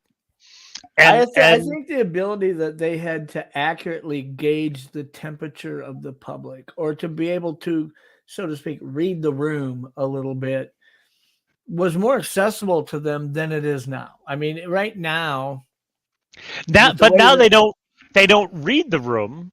They tell the room what to think. yeah, And if you don't like it, you can get the hell out. mm-hmm. Do you know what I mean? So you go to the room that tells you what you want to hear. And I think that in the end, that's exactly where we're at in this community. Bingo. We don't take the challenge to discuss or have discourse on the things that we disagree on and come to the conclusion, let's agree to disagree on that and focus on this instead. In the end, that room isn't for me. That room isn't for me. You belong over there, not here. Right. That's what we're seeing. I am incredibly guilty of that, because there was a while there where I was telling people what they should be thinking. You can't be thinking this. Bigfoot's not that. Like, what the hell do I know? I've been doing this 40 years. I don't know what the hell's out there. But I was guilty of it. We're probably all guilty of it. But and that's what I was saying earlier with the whole, let's look for facts. Let's look for that raw data, not our interpretation of it. Because it doesn't matter if you go out looking for portals and, the hairy UFO pilot Bigfoot, and I go out looking for, a hairy ape man. It's about these little pieces of whatever, these facts, this data that we find. And if we compare them, are they the same? Yeah. They're probably damn close. It's just our interpretations. And we've gotten out of the fun stuff of it, but that's actually comical that we're all looking at the same thing and telling each other different things and fighting over it. But ideally, what we're looking at is pretty much the same across the board. Yeah. I've said it a lot, where I think if we could focus on the 80 or 90% that we agree on, instead of poisoning each other over the 10 or 20% we disagree on, we'd advance this science and answer more questions a lot quicker. The problem, I think one of the biggest problems that exists is our inability to simply acknowledge that I don't have to like you and I don't have to agree on everything that you believe in to be able to learn something from you, and vice versa. You may think portals are absolutely real, and I'm like, dude, you're crazy for that. Does that mean I can't learn something from you? For some people, it does. It means I write them off. They are a cast out to me. Yep. Yep. One of my favorite people to Bigfoot with is this guy Ron. No offense to Matt Larson, but this guy Ron, if you let's say you're in a Walmart parking lot, he walks in and I walk in, you would think that it was oil and water. We were, and God, when we're in the woods, this guy's just this brilliant guy. To look at us, he's a rough and tumble kind of guy in a big old Ford truck, and I'm this kind of prissy wuss in a Land Rover. I mean, I get it, but to think that the two of us are hanging in hammocks, at 3 a.m, dangling over alligators, trying to figure out what's going on with Bigfoot is crazy. But this guy and his wife are awesome.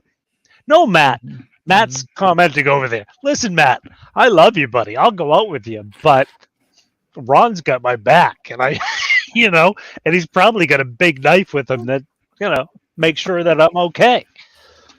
So, but yeah, Matt's like, I'll buy a big knife if I have to. Yeah.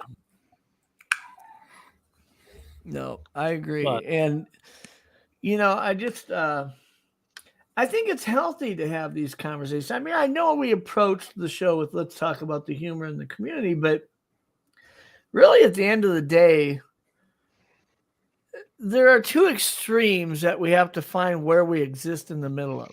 There are those that say, if you post a stupid picture, a blurry picture, come up with some crazy story, whatever, and you put it out there in front of 70,000 people on Facebook in a group, you got what you have coming. And it is not my job to suffer fools. It is not my job to tolerate your nonsense. And I will call you out to the extreme every opportunity I have. There are those people out there. And then there are those people out there that say everybody gets a ribbon, everybody gets a hug, everybody's a winner. Everybody should be listened to and believed automatically. Mm-hmm. I don't subscribe to either of those things. There is somewhere in the middle in which we find that healthy movement to keep moving forward. And I think every day this, like Lee had pointed out, we're learning from culture. Culture influences everything. What you see on TV, what you read on the internet, what you see around us affects your life greatly for a lot of people. And we're learning to divide. That's what we're learning to do. Yep. What's the saying? Politics is downstream from culture. And there is a culture war. And it's true. And we'll find it in everything. Hey, listen, I mean, right down to, there's a friend of mine. She has nothing to do with the Bigfoot, none of that stuff. Nothing. We're just friends. She was part of a knitting group on Facebook. They showed their knitting stuff and all this other stuff. And she was telling me that it even got to there. I mean, seriously, it's that's bad. Not knitting. That's crochet. Right, right. I mean, geez, a hook and a loop and a twist and a whatever. I mean, it's like, come on, really? Is that poison that rough? Well, crochet really sucks, and those people are nuts. I'm just saying. Take it back, Max. Take it back. That's the way it goes. No, I agree. I think we had a healthy discussion on it because I think we have acknowledged both ends of the spectrum and that they exist. Mm-hmm. Probably where the humor exists from all the way from one end to the other. And quite honestly, if you're not capable of looking at something and laughing at it and saying, I don't agree, I'm going to move on. It's not for me. If there is this need to stop, take your jacket off, roll your sleeves up and say, we got to fight because of what you said. I don't know how we move. I don't know where we go from that. This community has to exist outside of the bar at 1:30 a.m. during last call. It can't be that atmosphere. Right. And I have learned there's not a big. First of all, a lot of the time I go out alone. So for years I was just whatever I thought was real. I started probably in the last few years going out with Bigfooters. And it didn't matter who they were. It was just cool to know that I wasn't some crazy guy.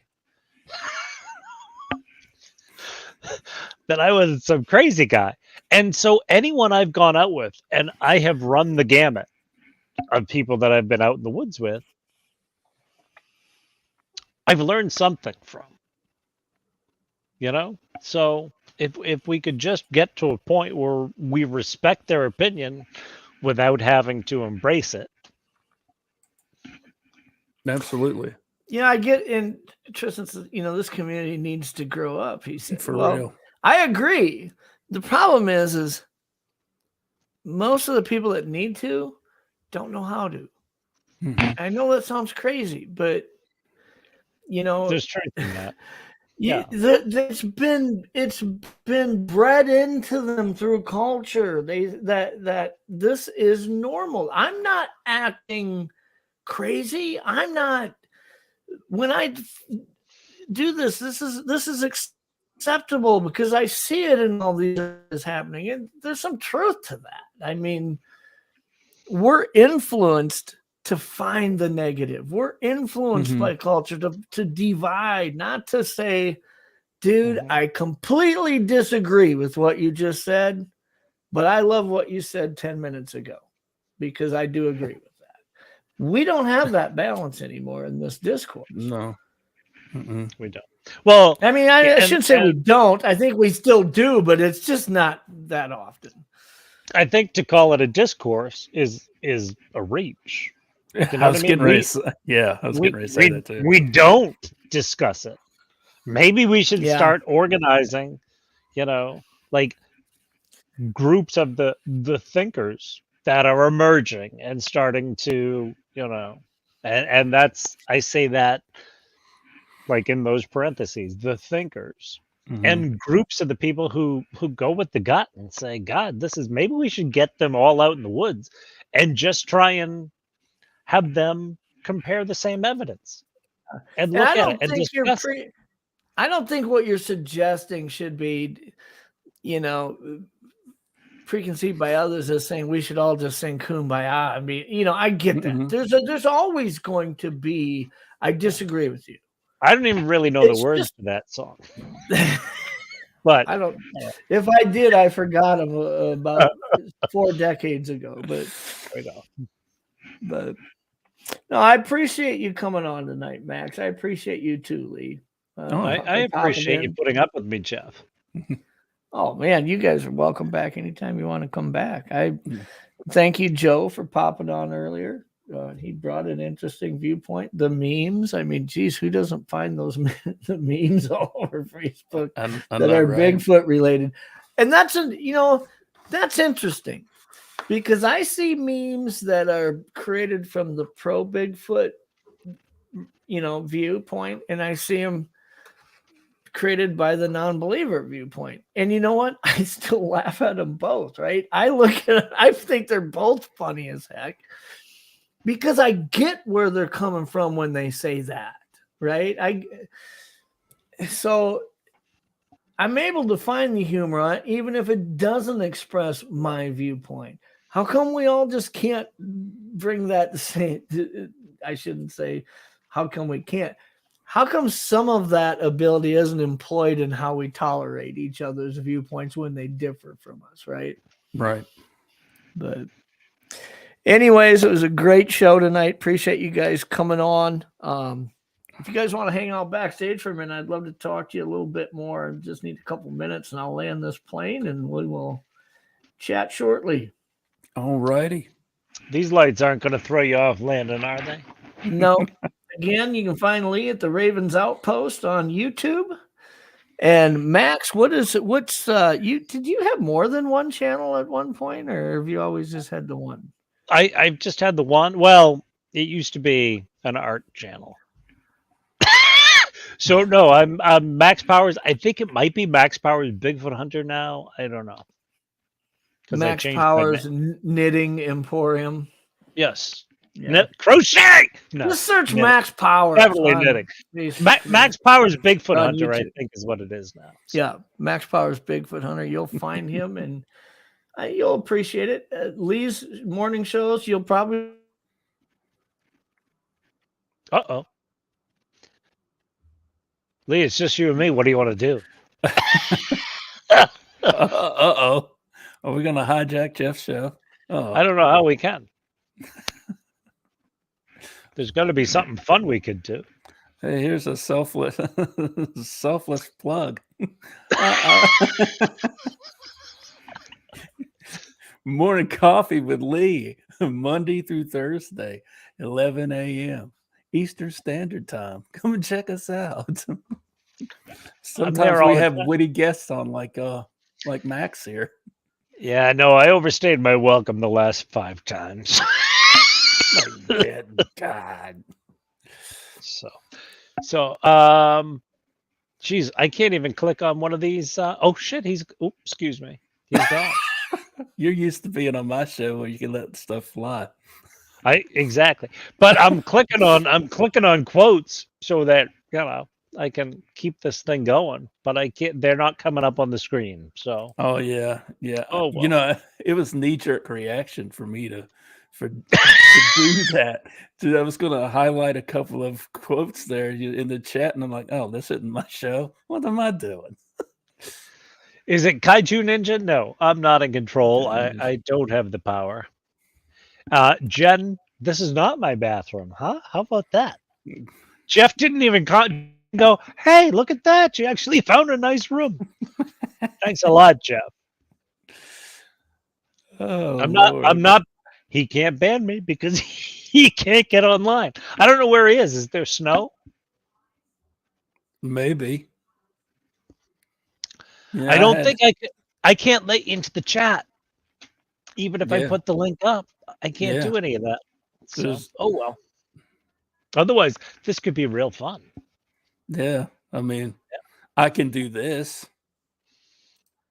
How the hell did you do that? Stop camera. I can do that. Here you go, Max. Oh. It's all you. Ha!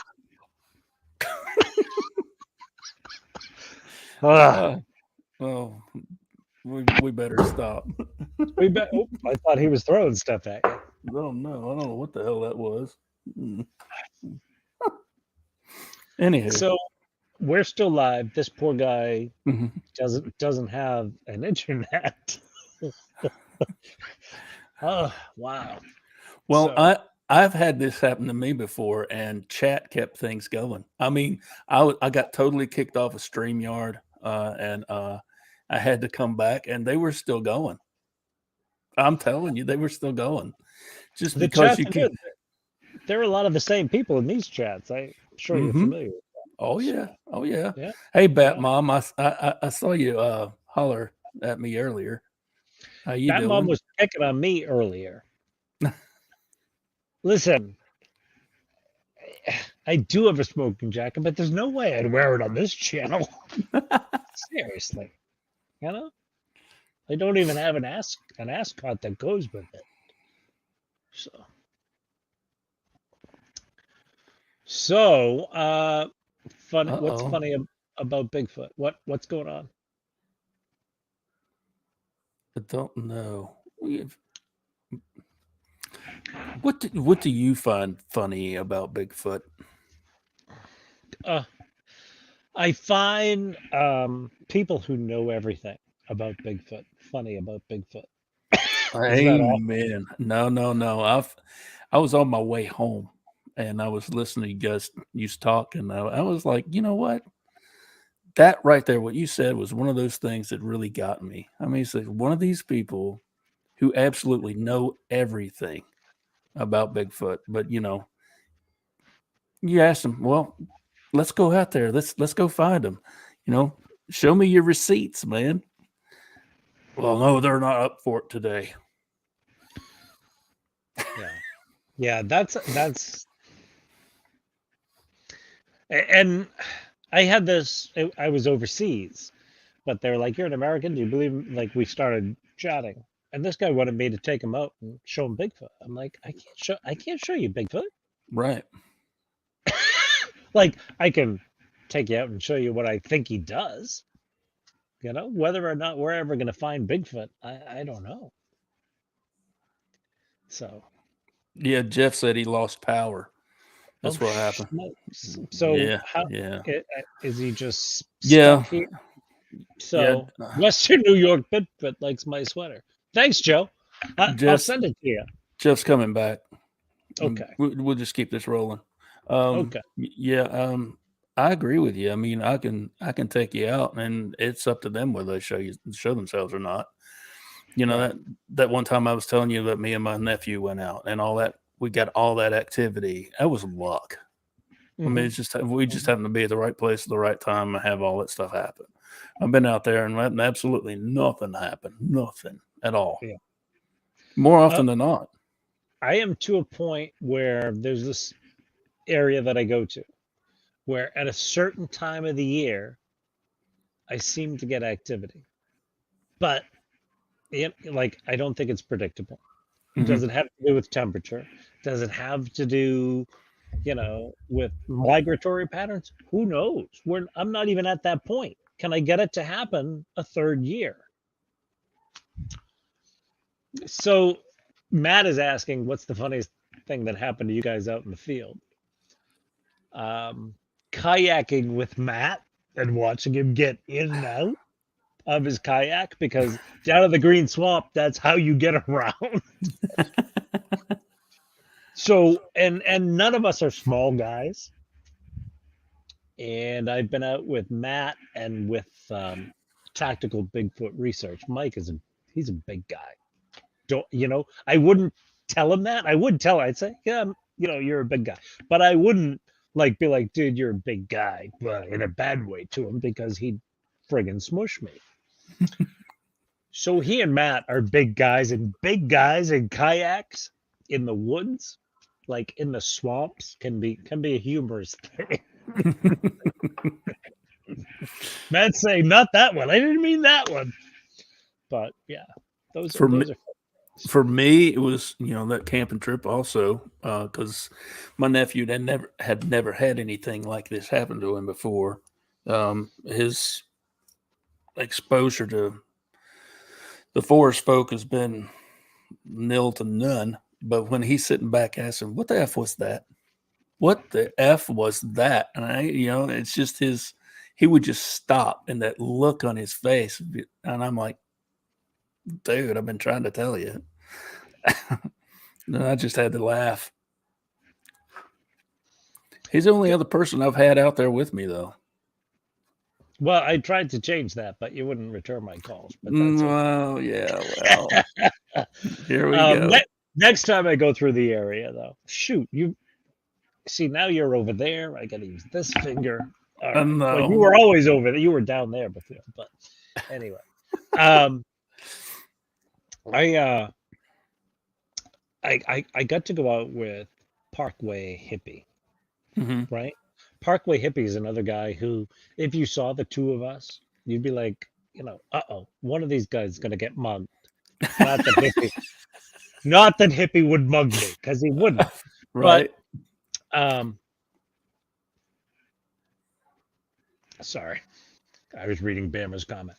But going out with some of these people who are on the groovier side of Bigfoot. And listen, if you go back in my channel, you'll see I'm pretty groovy, when it comes to my initial beliefs on Bigfoot. And they haven't necessarily changed. I've just added some salt, into the water. Right. But going out with him, dude, he will show you something and you'll be like, oh my God, that's amazing. And then he'll give his interpretation of it.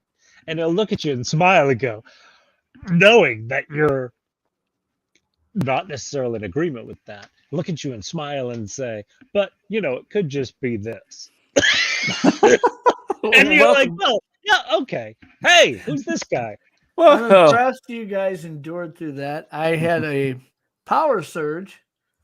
I don't know if it's from the snow load or the fact that we were saying the government was guilty of division. Maybe somebody didn't like that, but the moral of the thing that really blows me away is the irony that I was trying to sign off and I lost power before I was able to lose powers in the show.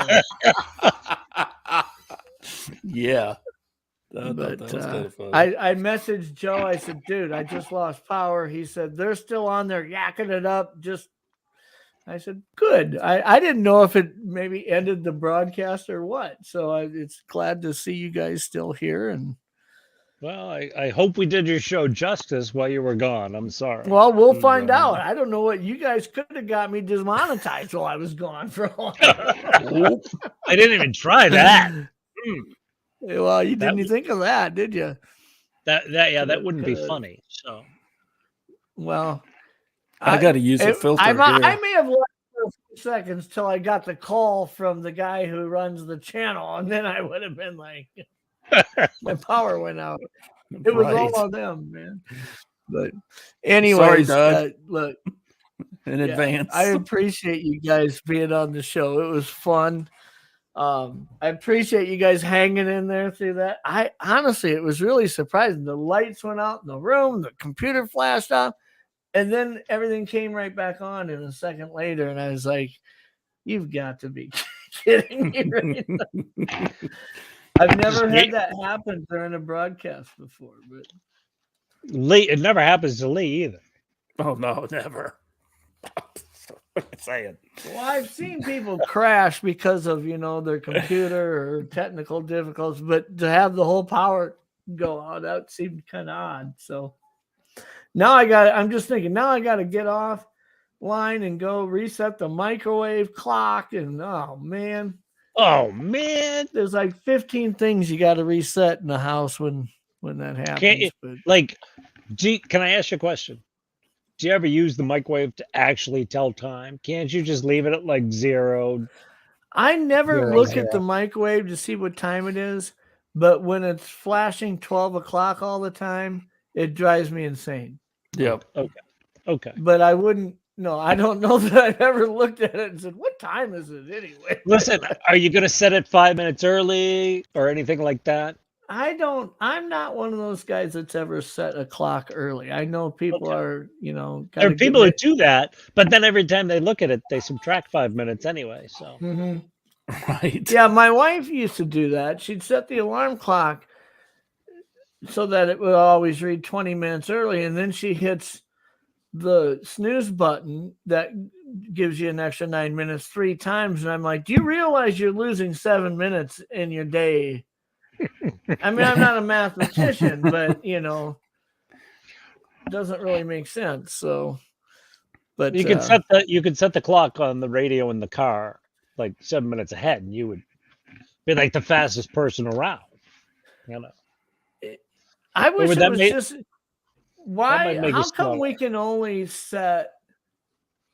set all these clocks differently, early or late?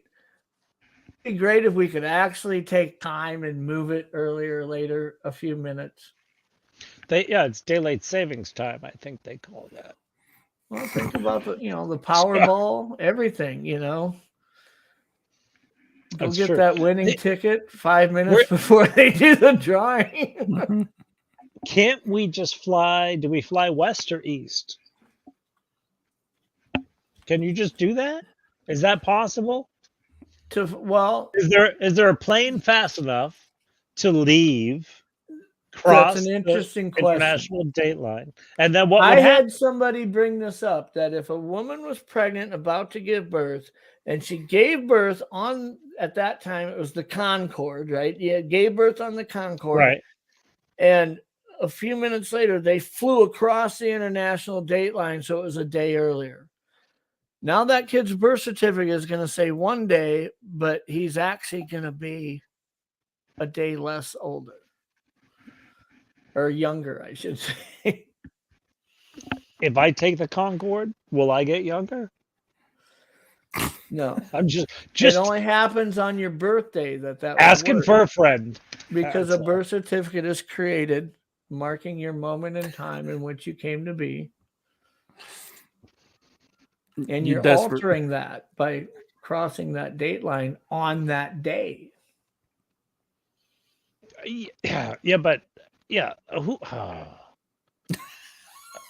What happens if it changes your like astrological sign is my question. That would be interesting. Yeah.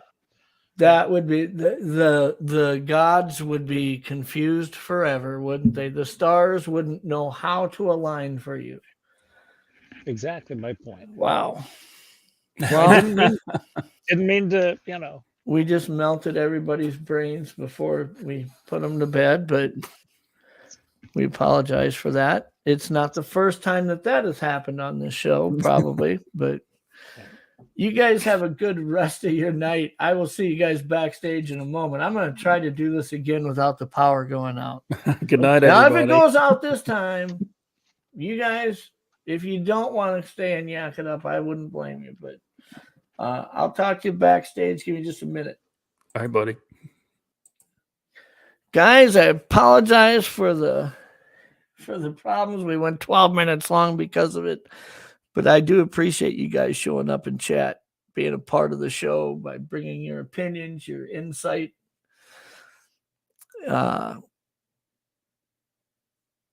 Oh, then says I need to do an after show on the other Pine Island Research Channel. Yeah, my power would probably go out for that too. So Joe says, great. Now I'm going to be up all night trying to figure out this Dateline deal. So anyways, you guys have a great rest of your week. We will see you next week on Monday night. It will be a fun show. Look forward to it. Let's find something to play on the way out the door. You guys can hit the subscribe button if you're new to the channel. If you want to give us a like, if you're so inclined, that's great. If you want to give us a thumbs down, go ahead and do that. It still helps the algorithm. Appreciate it. And we will see you guys next week.